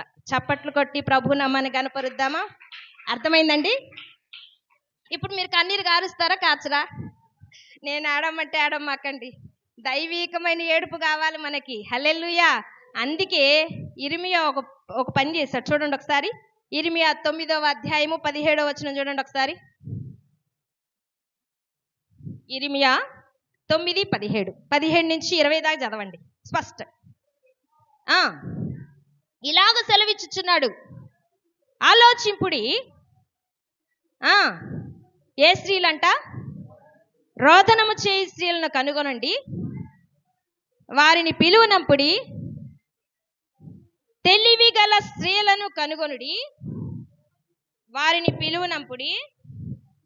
మన కన్నులు కన్నీళ్లు విడుచున్నట్లుగాను, మన కనురెప్పల నుండి నీళ్లు ఒలుకున్నట్లుగాను వారు త్వరపడి మనకు రోదన ధ్వని చేయవలెను. చాలండి. చర్చికి ఎవరిని పిలవమంటున్నాడండి ఇర్మియా? జ్ఞానుల్ని పిలవమంటున్నాడా?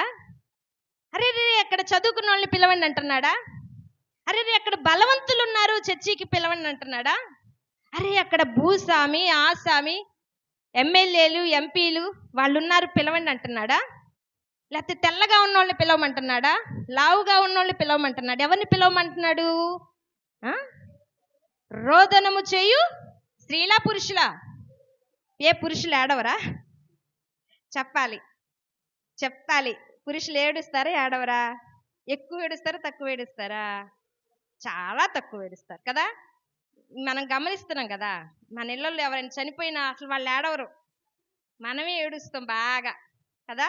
ముక్కు చీరేసి మడి ఏడుస్తాం, అవునా కదా. అంటే కన్నీరు కార్చేంత మనసు ఎవరికి ఉంది ఇక్కడ?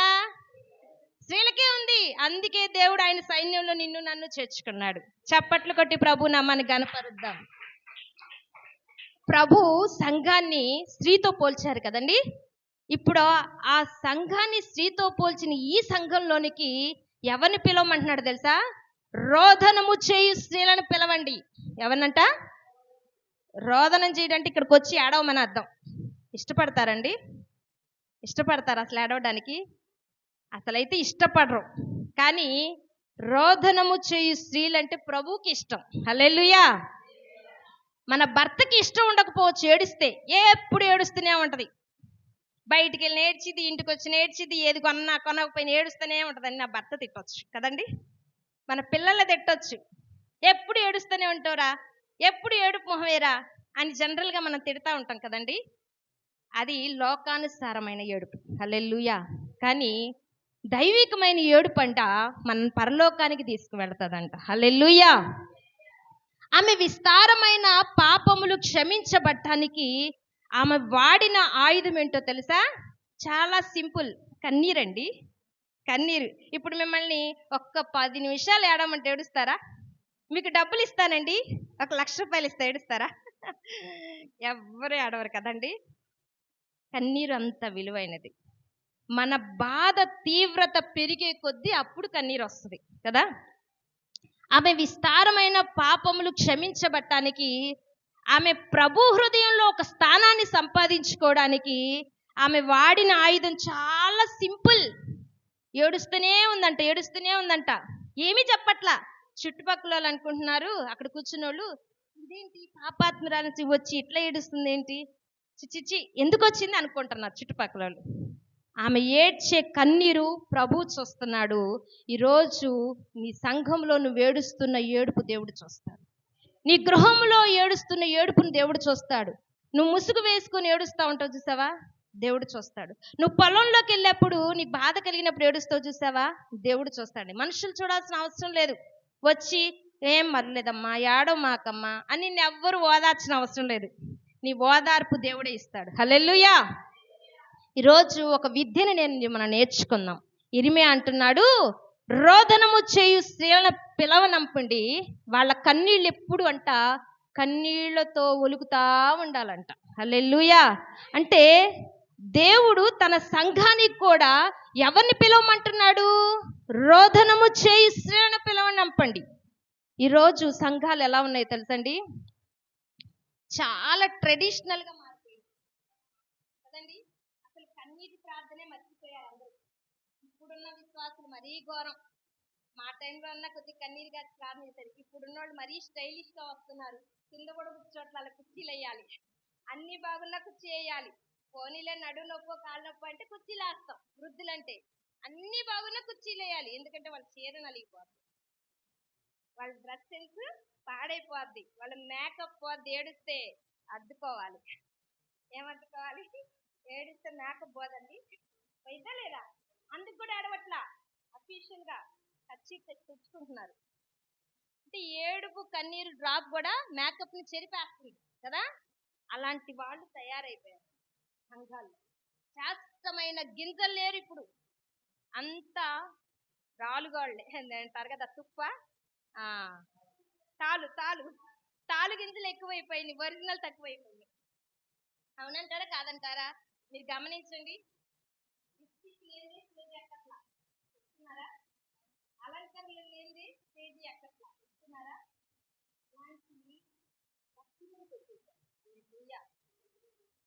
ఎప్పుడైనా నీకు అవకాశం ఉంటే చెప్తానండి. అలంకరణ గురించి కూడా మన టాపిక్ చదివాలి. టాపిక్ ఏంటంటే కన్నీళ్లు కార్చేవాళ్ళు సంఘానికి కావాలి. హల్లెలూయా. ఈరోజు ఇక్కడ సేవ చేస్తున్న దైవ సేవకుడు, ఆయన సంఘము విస్తరించబడాలంటే కన్నీరు కార్చి మీరందరూ కావాలి. హల్లెలూయా. కన్నీరు విరిచే కాడ సమృద్ధి ఉంటుందండి. ఒక వాక్యం ఉంది కదా, కన్నీటితో విత్తేవాడంట సంతోష గానాలతో పనలు కోసుకుంటాడంట. దేంతో? కన్నీటితో విత్తితే సంతోషంతో పనలు కోసుకుంటున్నాడంట.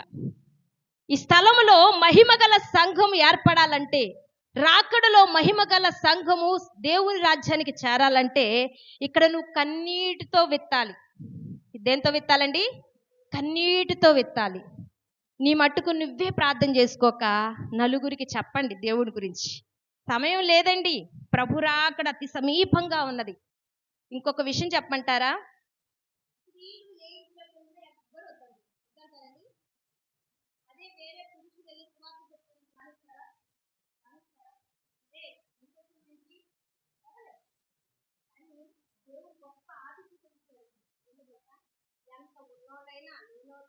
ఏ ఇంటికైనా డైరెక్ట్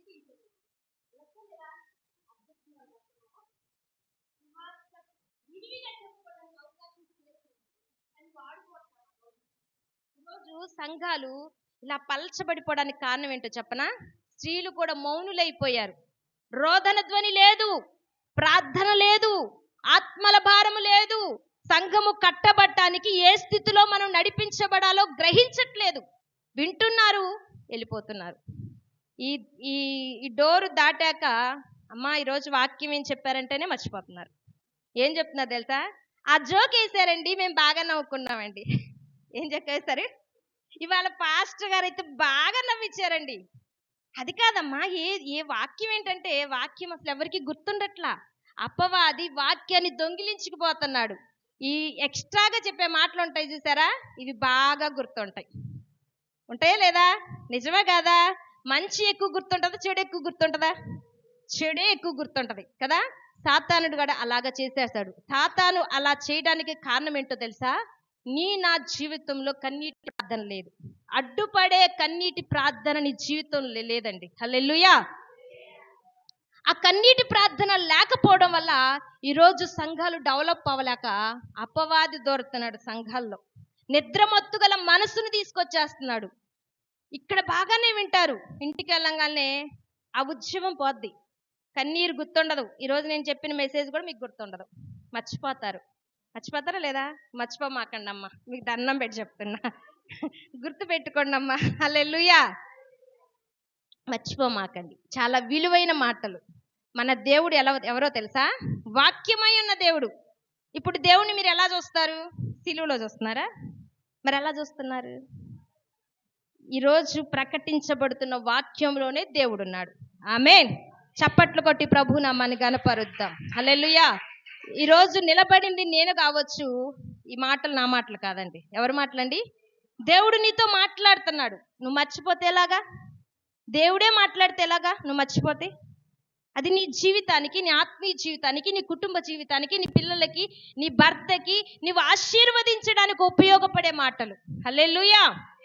అందుకనే ఇర్మియా అంటున్నాడు, సంఘానికి రోదనము చేయి స్త్రీలను పిలవనండి. వాళ్ళు పిలిస్తే ఏం చేస్తారంట? సంఘంలో రోదన చేస్తారు. రోదన చేస్తే దేవుడు వెళ్ళిపోతాడండి? ఏడుస్తుంటే చూసి లేలే అని వెళ్ళిపోతాడా? వెళ్ళిపోతాడా?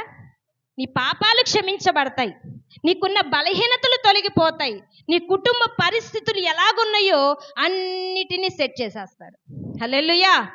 ఒకవేళ నీ భర్త తాగుతున్నాడా, నువ్వు చెప్తున్నా వింటలేదు కదా, నువ్వు కాదు 100 మంది కౌన్సిలర్స్ని పెట్టి నువ్వు కౌన్సిలింగ్ ఇచ్చినా మారతాడండి? మళ్ళీ యథావిధిగా మళ్ళీ వెళ్తానే ఉంటాడు.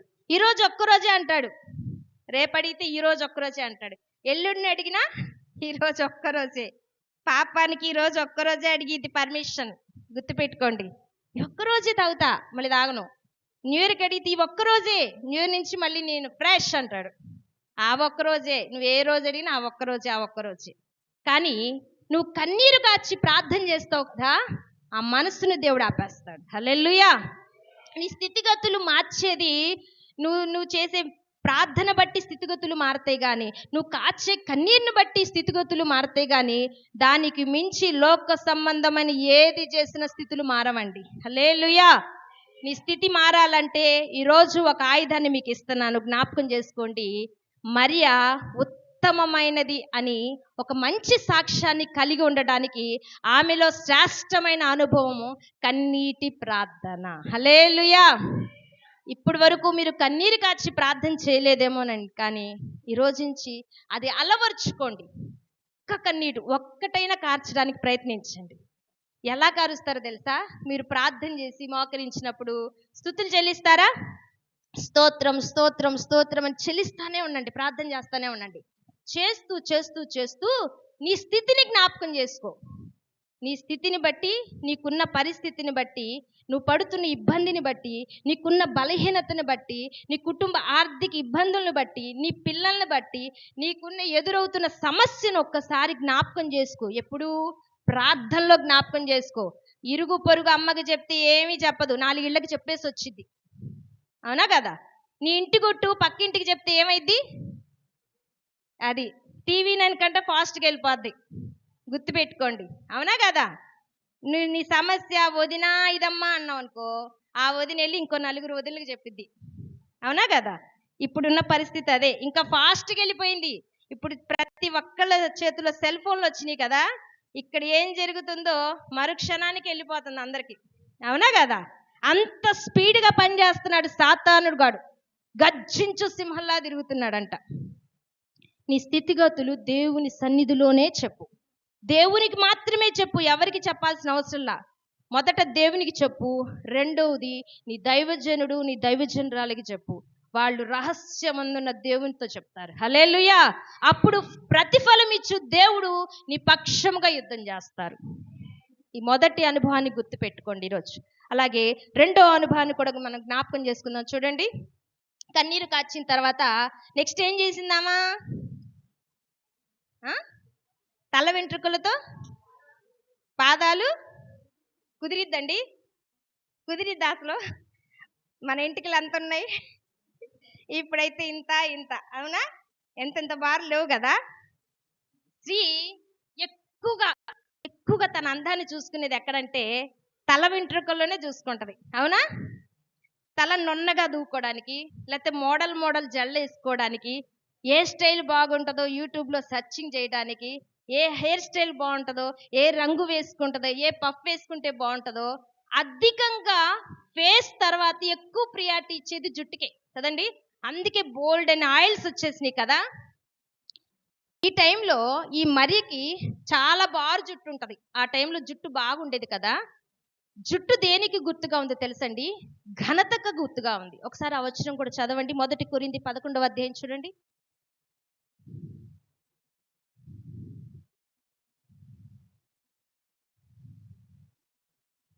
1 కొరింథీ 15వ వచనం చదవండమ్మా. 1 కొరింథీ 11:15 చూడండి. స్త్రీకి తల వెంట్రుకలు పైట చెంగుగా ఈబడును గనుక ఆమె తల వెంట్రుకలు పెంచుకొనుట ఏంటంట ఆమెకి. అందుకే మనం ముసుగులు వేసుకుంటున్నాం.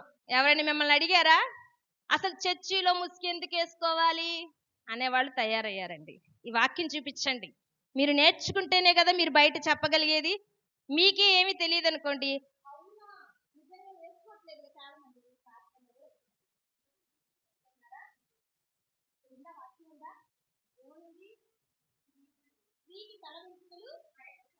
బయట చెంగుగా ఈబడ్డాయి కనుక ఆమె తల వెంట్రుకలు పెంచుకొనుట ఆమెకి ఘనత. స్త్రీకి ఘనత ఎక్కడుందంట? తల వెంట్రుకల్లో ఉంది. పురుషుడు ముసుగేసుకొచ్చా, దాని పై వచనాల్లో ఉంటది. పురుషుడు తల వెంట్రుకలు కత్తిరించుకుంటాడు, అతనికి ముసుగుతో పని లేదు. స్త్రీ తల వెంట్రుకలు కత్తిరించుకోకూడదు. కత్తిరించుకోవచ్చా? మోడల్ హెయిర్ స్టైల్స్ చేసుకోవచ్చా? కత్తిరి పడొచ్చా? మీరు జయమాకండి. కత్తిరించారా మీ జుట్టు ఊడిపోద్ది. ఇది నిజం. మీరు నమ్మితే నమ్మండి. మోడల్ కోసం జుట్టు మీద కత్తిరి వేశారా జుట్టు ఊడిపోవడం ఖాయం. ఎందుకంటే అది దేవుడికి విరుద్ధమైనది. దేవుడు స్త్రీకి తన వెంట్రుకలను ఘనతగా ఇచ్చాడు. ఇప్పుడు ఈ మరి ఏం చేసిందో తెలుసా? ప్రభు పాదాల దగ్గరికి పెట్టడానికి తన ఘనతను ఉపయోగించింది. హల్లెలూయా. ఏం ఉపయోగించింది? ఆయుధం ఘనత. అంటే ఆమె 0 అయిపోయింది. నేను అంటాం కదా, మాది కులం అండి, మాదండి, మేము గొప్ప క్యాస్ట్ అండి, మేము చదువుకున్నామండి, ఇంకా నేను తెల్లగా ఉంటానండి, ఏమనుకో మాకు ఎవరు జనరల్గా చెప్తున్నాం కదండి, మేము అదండి ఇదండి అనే కొంచెం అహం ఉంటుంది కదా. దానంతా 0 చేయడానికి ఆ తలని పాదాల దగ్గర పెట్టి, ఆమె ఘనతని పాదాల దగ్గర పెట్టి. హల్లెలూయా. తల్ల వెంట్రుకలతో భూమి మీద దుమ్మి ధూళితో నడిచే పాదాలతో ఎంత కష్టం అండి. చేయగలుగుతాం అసలు? మన జుట్టు కొద్ది కింద పడితేనే ఒప్పుకోం కదా కదా. ఆ స్త్రీ చేసిన ఒక ఘనమైన కార్యం ఏంటో చెప్పమంటారా? కన్నీళ్లు విలువైంది కాచింది, ఓకే, అది మనం నేర్చుకున్నాం. తల వెంట్రుకలతో పాదాలు తుడిచిందంట. దేంతో అండి? తల వెంట్రుకలతో పాదాలు తుడవడం మామూలు విషయం కాదు. అది చాలా విలువైనది, ఘనతకు కూడింది, అది గొప్పతనానికి కూడింది, విలువైనది. అలాంటి పని చేసి ప్రభు దగ్గర క్షమాపణ కోరుకుంది, సమాధానాన్ని కోరుకుంది, నెమ్మది కోరుకుంది, ఆశీర్వాదాన్ని కోరుకుంది. హల్లెలూయా. అలాగే మూడవదిగా ఇంకేం చేసిందామా? అత్తరు తీసుకొచ్చి ఎక్కడ పోసింది?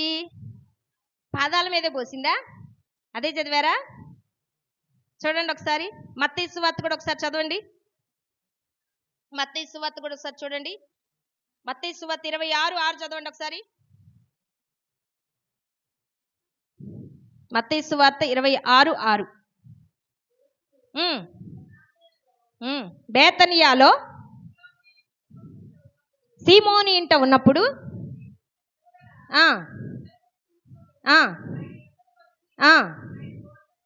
ఆయన భోజనమును కూర్చుండగా ఎక్కడ పోసిందండి? మరేంటి ఇందాక మనం పాదాల మీద చదివా? హల్లెలూయా.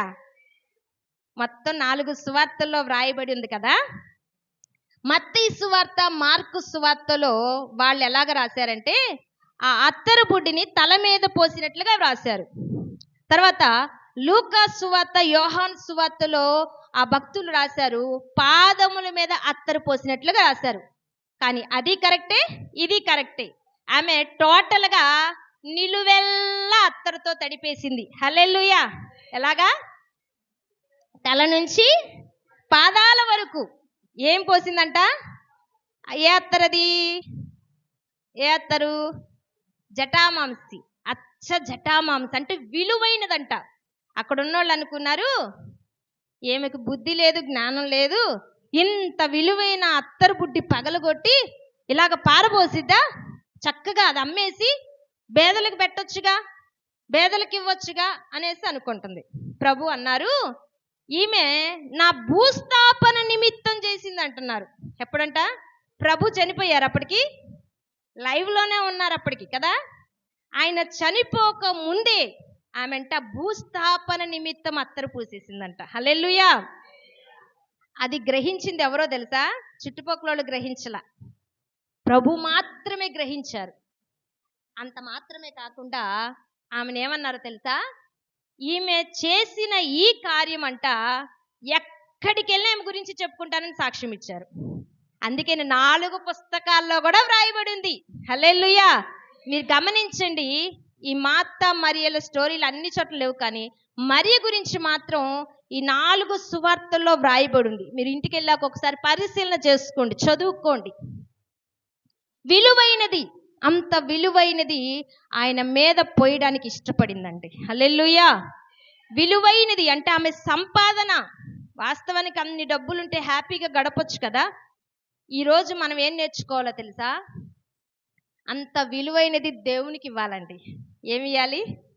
ఇస్తున్నారా? మీరు సేవను ఘనపరుస్తున్నారా? కనపరచట్లేదా? ఒక్క వచనం చదివిస్తా చూడండి. 1 కొరింథీ పత్రిక 11వ అధ్యాయము 15వ వచనం. 1 కొరింథీ 11వ అధ్యాయము, అది కాదమ్మా, ఇంకోటి అదే ఉందా? సారీ, అయితే 2 కొరింథీ, సారీ, 1 కొరింథీ 9:13. నేను తప్పు చెప్పా. 9:13 చూడండి ఒకసారి.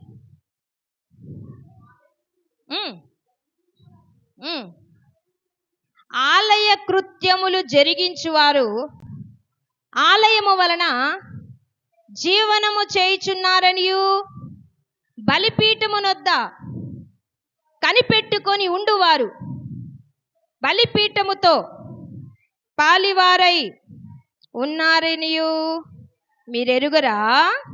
చాలు, మీకు అర్థమైందండి? ఇది అర్థమైందా? ఒకసారి చెప్తా చూడండి. ఆలయ కృత్యములు జరిగించువారు ఆలయము వలన జీవనము చేయుచున్నారు. ఇది ఆలయమేనా? అవునా? ఇక్కడ పని చేస్తున్న సేవకుడు సేవకురాలు ఇక్కడే పని చేస్తున్నారా? ఇంకెక్కడైనా పని చేస్తున్నారా? మీకే పరిచయం చేస్తున్నారా? ఈ వాక్యం అదేనండి. ఆలయ కృత్యములు అంటే సంఘ పరిచర్య చేస్తున్న సేవకుడు సంఘము ద్వారా పోషించబడాలి.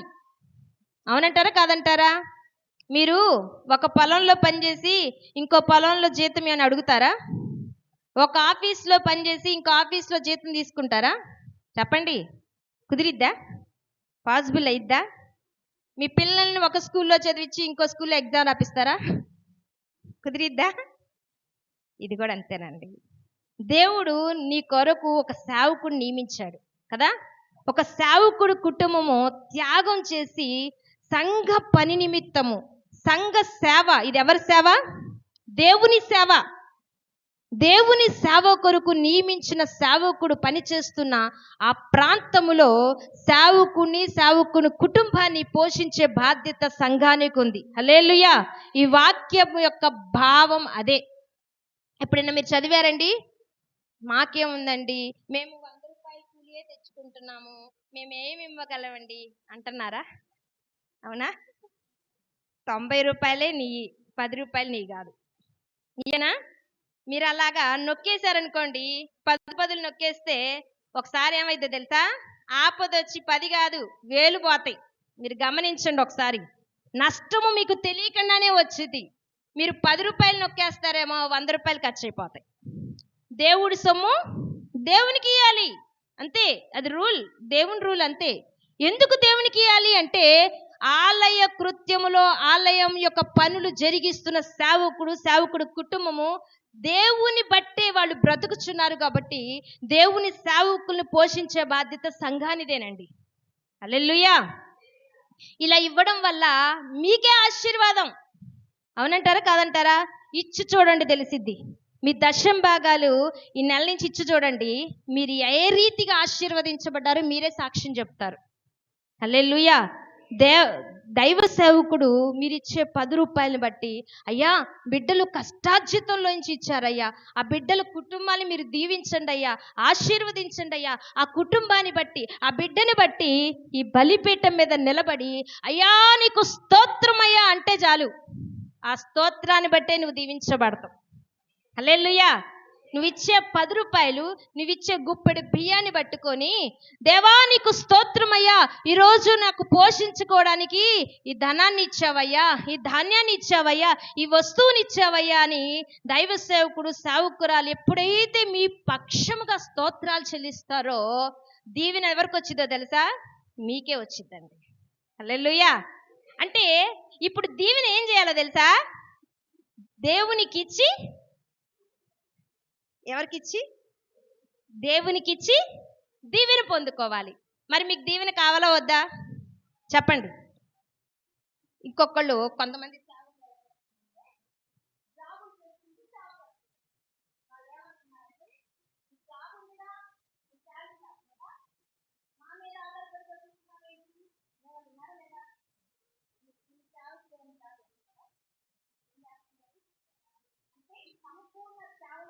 కదండి. సంపూర్ణ సేవ అంటే దేవుని మీదే ఆధారపడుతున్న జీవితాలు వాళ్ళకి. దేవుడు ఇస్తే తింటారు, లేకపోతే పస్తు అలా ఉండి దేవునికి స్తోత్రాలు చెల్లిస్తారు. ఆలయ కృత్యములు పని జరిగించువారు ఆలయము ద్వారానే వాళ్ళ అభివృద్ధి జరగాలి. సేవకుడు కన్నీటితో సేవ చేస్తే మీకు ఆశీర్వాదకరంగా ఉండదండి. ఏమంటో తెలుసా? సపోజ్ వాళ్ళు చిన్న చిన్న పిల్లలు ఉన్నారు కదా, ఏదైనా అయ్యో నా పిల్లలకి వచ్చిందే, అయ్యో నా దగ్గర డబ్బులు లేవే, ఎలా నా పిల్లల్ని పోషించుకోవాలని బాధపడ్డాడు అనుకోండి, అది మీకు ఆశీర్వాదకరంగా ఉండదు. మీ పైన నాయకులు సంతోషంతో సేవ జరిగించాలి. దేని బట్టి తెలుసా? సేవకుడు సంఘాన్ని బట్టి బలం తెచ్చుకుంటాడు. నా వెనక సైన్యం ఉన్నది, ఏ పనైనా చేసేస్తారు. అవునా? మంది చిన్న సంఘమైనా మీ దైవజనులు లాస్ట్ ఇయర్ ఒక మంచి సభను ఏర్పాటు చేశారు, గుర్తుందా? నిజు మాథ్యూ గారు వచ్చారా? ఎంత ఖర్చు అయిందండి?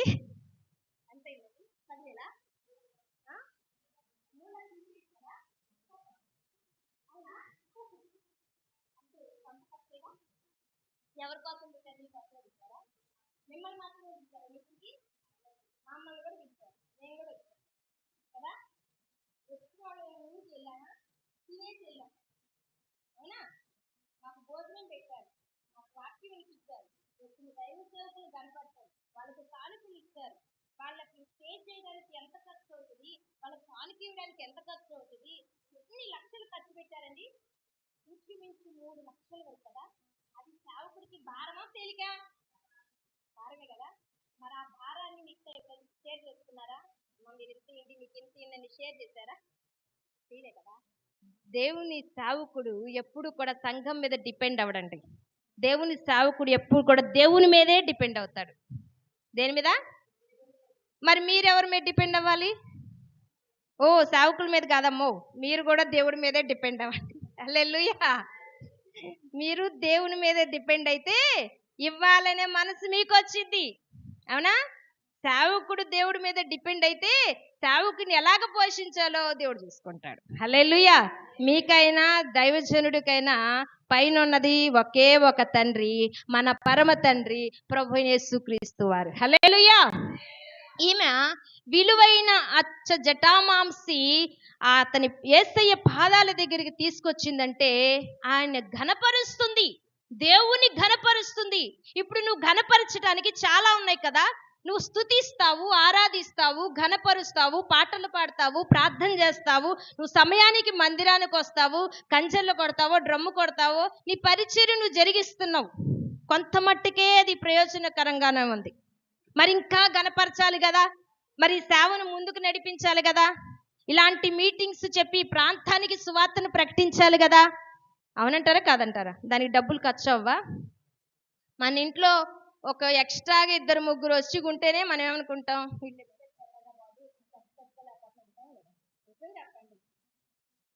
రోజులు అలాగే ఉన్నాయండి. ఇదివరకు లాగా ప్రేమలు లేవు. మీరు గమనించి చూడండి, ఇదివరకు ఉన్న ప్రేమలు ఇప్పుడు లేవు.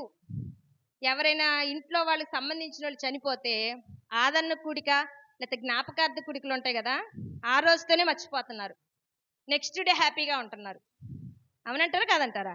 ఇదివరకు సంవత్సరాలు ఏడ్చే వాళ్ళని వాళ్ళు తలుచుకొని, ఇప్పుడు లేదండి, ప్రేమ లేదు. అనేకుల్లో ప్రేమ చల్లారిపోతున్న దినాల్లో మనం ఉన్నాం. అవునంటారా కాదంటారా? మరి ఈ ప్రేమ చల్లారిపోతున్న ఈ దినాల్లో వాళ్ళని రక్షించడం ఎలాగా, వాళ్ళకి ప్రేమను పంచడం ఎలాగా? నీ ప్రేమ నా ప్రేమ సరిపోతుందా? ఏ ప్రేమ కావాలి? దేవుని ప్రేమ కావాలి. మరి దేవుని ప్రేమ నువ్వు పంచాలి అంటే ముందు నువ్వు తినాలిగా. ఆ భోజనం నువ్వు తింటే ఆ టేస్ట్ ఏదో వాళ్ళకి చెప్తావు కదా. నువ్వు తినకుండా బిర్యానీ సూపర్గా ఉందంటే ఎట్లా చెప్తావు? అవునా కదా. ఆ బిర్యానీ తీగా ఉందా, కారంగా ఉందా, పుల్లగా ఉందా, ముందు నువ్వు తింటే వాళ్ళకి చెప్పొచ్చు కదా. దేవుని ప్రేమ నువ్వు రుచి చూడట్లా. ముందు దేవుడు ఏమై ఉన్నాడో, ఎందుకు ఆయన పరమును విడిచి భూమి మీదకి దిగి వచ్చాడో, ఎందుకు నీ కొరకు నా కొరకు రక్తాన్ని చిందించారో ఒక్కసారైనా మనం ఆలోచన చేసామండి? చెప్పండి. ఎంతసేపటికు నేను నేను నా ఇల్లు, నా భర్త, నా పిల్లలు, నా అప్పులు, అవునా? ఇవే కదా మన ప్రార్థన విన్నపాలు. ఎప్పుడైనా ఆత్మల భారం కొరకు ప్రార్థన చేశారండి? అయ్యో మా సంఘం ఇంకా ఖాళీగా ఉంది, ఇక్కడొకళ్ళు ఇదంతా నిండిపోవాలని ఎప్పుడైనా ప్రార్థన చేశారా? చేయండి ఈ రోజు నుంచి. మరుసటి సంవత్సరం సంఘం అంతా యేసు నామములో నింపబడును గాక, అట్టి పరిచర్య ఇక్కడ జరుగును గాక, దానికి కారణం నేనే అగుదును గాక. ఆమేన్. మీరు అనేసారు. హల్లెలూయా. ఇప్పుడు మీరు ప్రార్థన చేస్తేనే ఆత్మ వచ్చింది, మీరు కన్నీరు గారిస్తేనే ఒక ఆత్మ వచ్చి ఇక్కడ కూర్చుంటది. మీరు ఆమెన్ అన్నారంటే జరుగును గాక అన్నట్టేగా. ఈ రోజు నుంచి మీరు ప్రార్థన మర్చిపోకుండా మీ పర్సనల్ ప్రేయర్లో, అయ్యా ఈ సంవత్సరం మా సంఘం అంతా నింపబడాలి. మనిషికి ఒక 10 మందిని టార్గెట్ పెట్టుకోండి. ఎంతమందిని? మనకి 10 ఏళ్ళు ఉన్నాయి కదా, 12 ఏళ్ళు కూడా ఉన్నోళ్ళు ఉన్నారా? వాళ్ళైన 12 మందికి ప్రార్థన చేయండి. 10 మంది ఉంటే 10 మందికి చేయండి. మీ ప్రార్థన ఈ సంఘం నింపబడుతుంది. హల్లెలూయా. రేపు ప్రభు రాకడ వచ్చినప్పుడు ఒకళ్ళు ఇద్దరు లేకపోతే 10 మంది ఎత్తబడితే బాగుంటుందండి? ఉంటుందా? అలాగే ఎత్తబడి 10 మంది మాత్రమే సిద్ధపడితే యేసయ్య మన కొరకు వచ్చిన ఆ విలువేంటి? ఆయన మన కొరకు చిందించిన రక్తానికి విలువ ఏంటి? ఏం విలువ కట్టగలుగుతాం? నీ కొరకు నా కొరకు 1 లీటర్ రక్తం ఇచ్చేవాళ్ళు ఉన్నారండి? ఈ మధ్య కిడ్నీలు పోతున్నాయి కదా, భర్తల కిడ్నీలు పోతున్నాయి. మీరు గమనించండి, తాగి తాగి కిడ్నీలు పోతే వాళ్ళ ఆవిడని అడిగితే, అమ్మ నీ కిడ్నీ ఒకటి ఇవ్వచ్చునంటే ఆడు తాగి ఆడు తెచ్చిపోతున్నాను, నేను ఎందుకు ఇవ్వాలంటున్నారు. ఎవరంట భార్యలు ఎవరన్నా తెలుసా? ఆడు తాగి ఆడు కిడ్నీ బాగొట్టుకున్నాడు, నేను ఎందుకు ఇవ్వాలి నా కిడ్నీ. వాళ్ళ పిల్లలు అడిగితే ఆయన తాగాడు ఆయన బాగొట్టుకున్నాడు, నా కిడ్నీ నేను ఎందుకు ఇవ్వాలి. అంటే కిడ్నీ విలువైందేగా. కొన్ని కోట్ల రూపాయలకి సంబంధించిన సామాన్లు మన బాడీలో పెట్టేశాడు దేవుడు. ఒక్కొక్క దానికి విలువ కడితే యేసయ్య ప్రేమ ఏంటో మీకు అర్థమవుతుంది. అవునా? అంత విలువైన ప్రేమకు గుర్తుగా మీరు ఏం చేయగలుగుతున్నారు ప్రభుకి? ఎంతసేపటికి నన్ను దీవించయ్యా, నా కుటుంబాన్ని దీవించయ్యా, నా భర్తను దీవించయ్యా, నా పిల్లల్ని దీవించయ్యా. దీవిస్తాడు, ఖచ్చితంగా దీవిస్తాడు. దేవుని వాక్యం ఒకటి ఉంది కదా, నా నీతిని నా రాజ్యముని వెతికితే అన్నీ అనుగ్రహిస్తాడంట. దానిపైన పెద్ద చిట్కా ఉంది. మీరు చదువుకున్నారు ఎప్పుడైనా? మత్తయి సువార్త 6వ అధ్యాయంలో చాలా ఉంది. ఆ చిట్కాలన్నీ చదువుకోండి. మొదట ఆయన నీతిని, ఆయన రాజ్యాన్ని ఎవరు వెతకాలి? మీరు వెతకాలి. మీరు అందరు రక్షణ పొందారా? ఎంతమంది రక్షణ పొందారు? ఒకసారి చేతులు ఎత్తండి. Very good. ఇక రక్షణ పొందనోళ్ళు కూడా ఉన్నారు కదా. రక్షణ పొందనోళ్ళ పరిస్థితి ఏంటండి?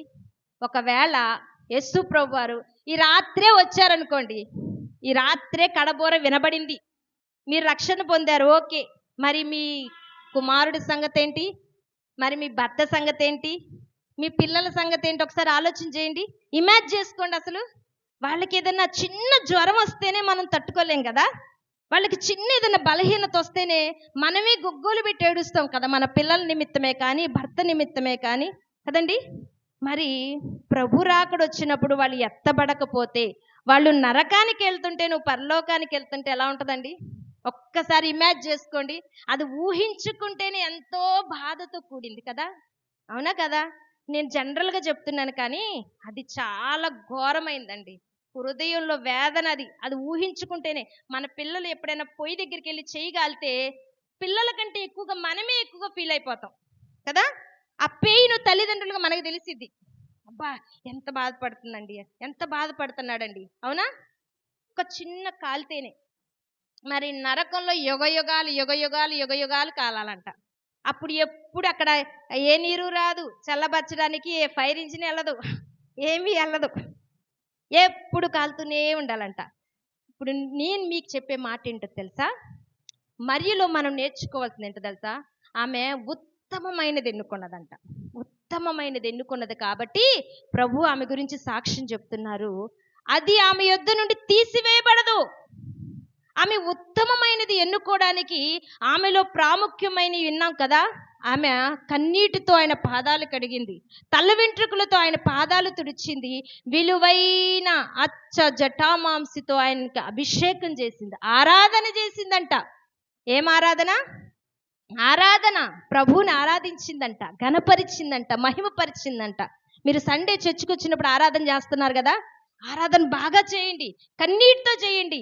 ఇష్టం వచ్చినట్లుగా యేసయ్యా యేసయ్యా యేసయ్యా అని కన్నీటితో ఆరాధన చేయండి. ఆయన అభిషేక తైలం మిమ్మల్ని అందరినీ తడిపేసింది. హల్లెలూయా.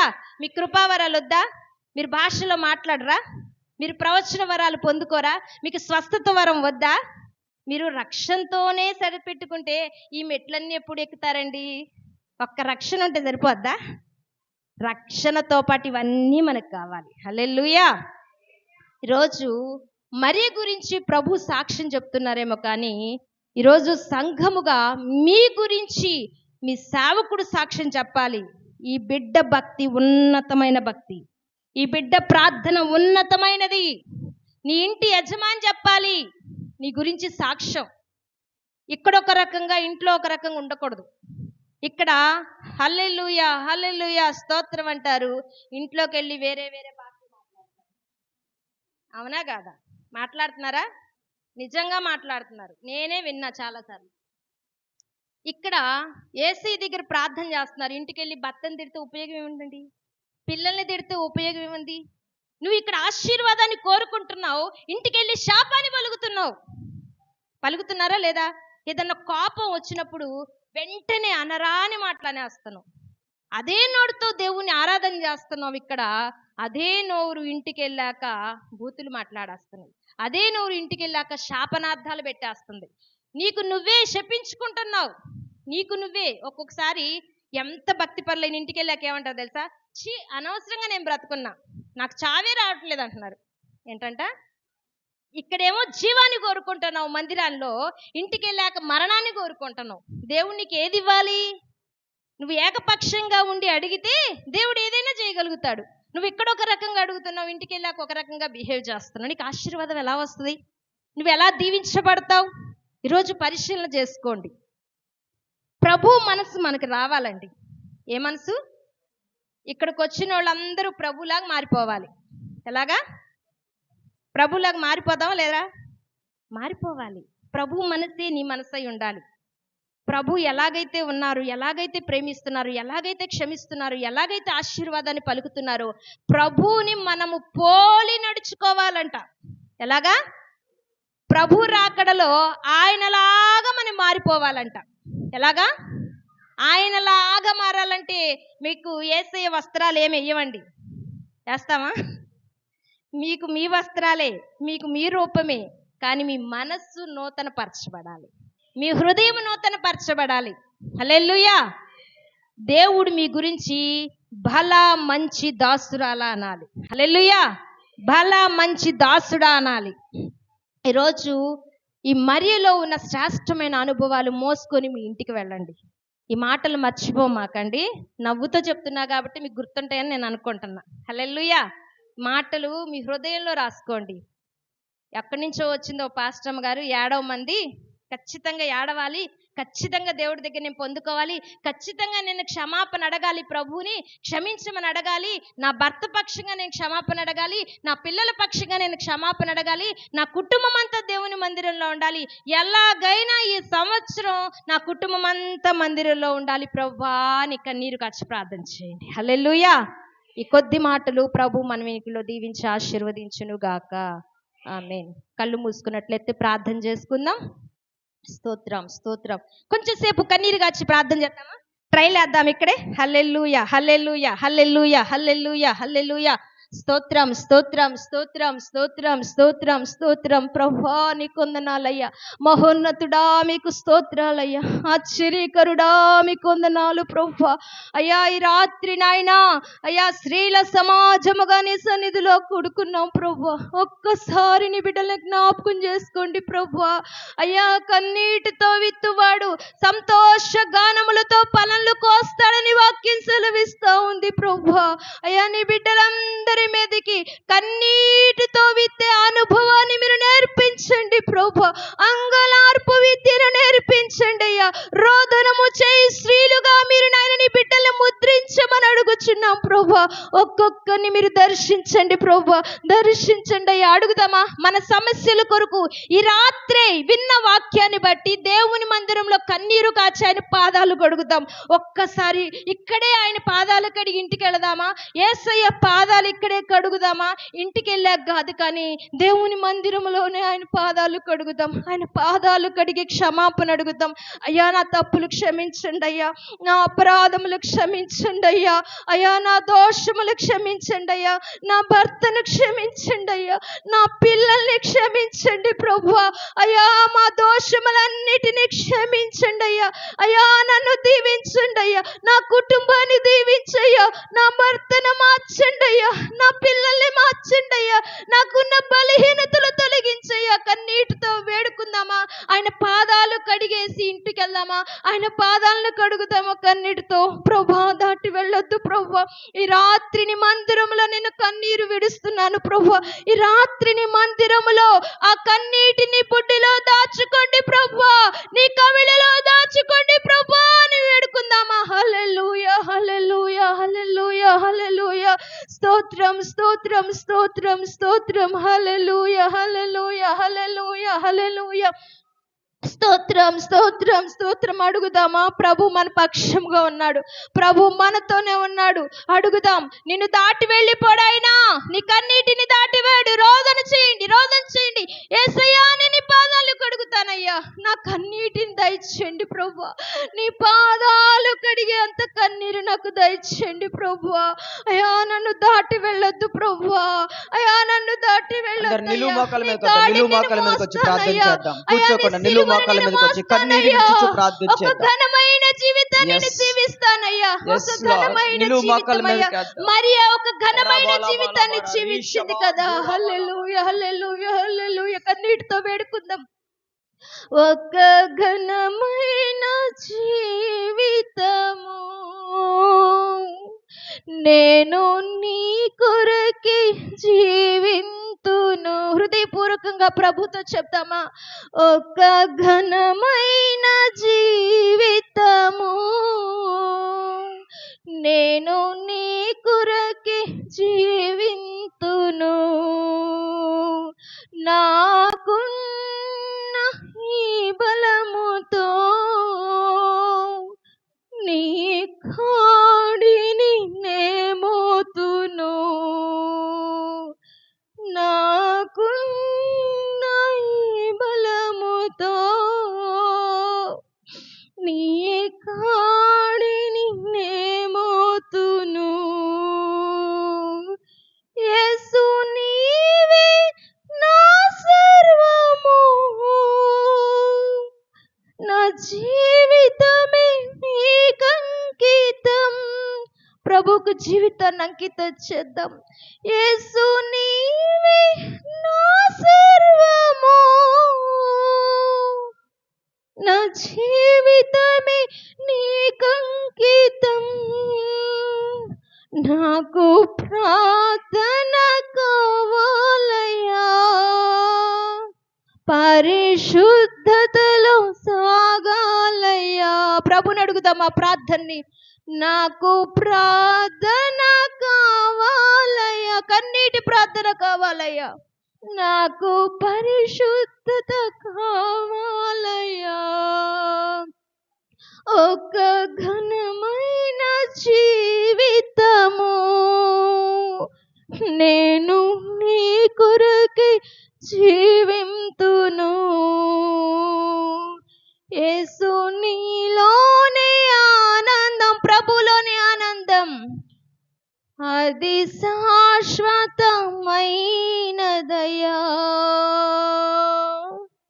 యేసు నీవే నా సర్వము,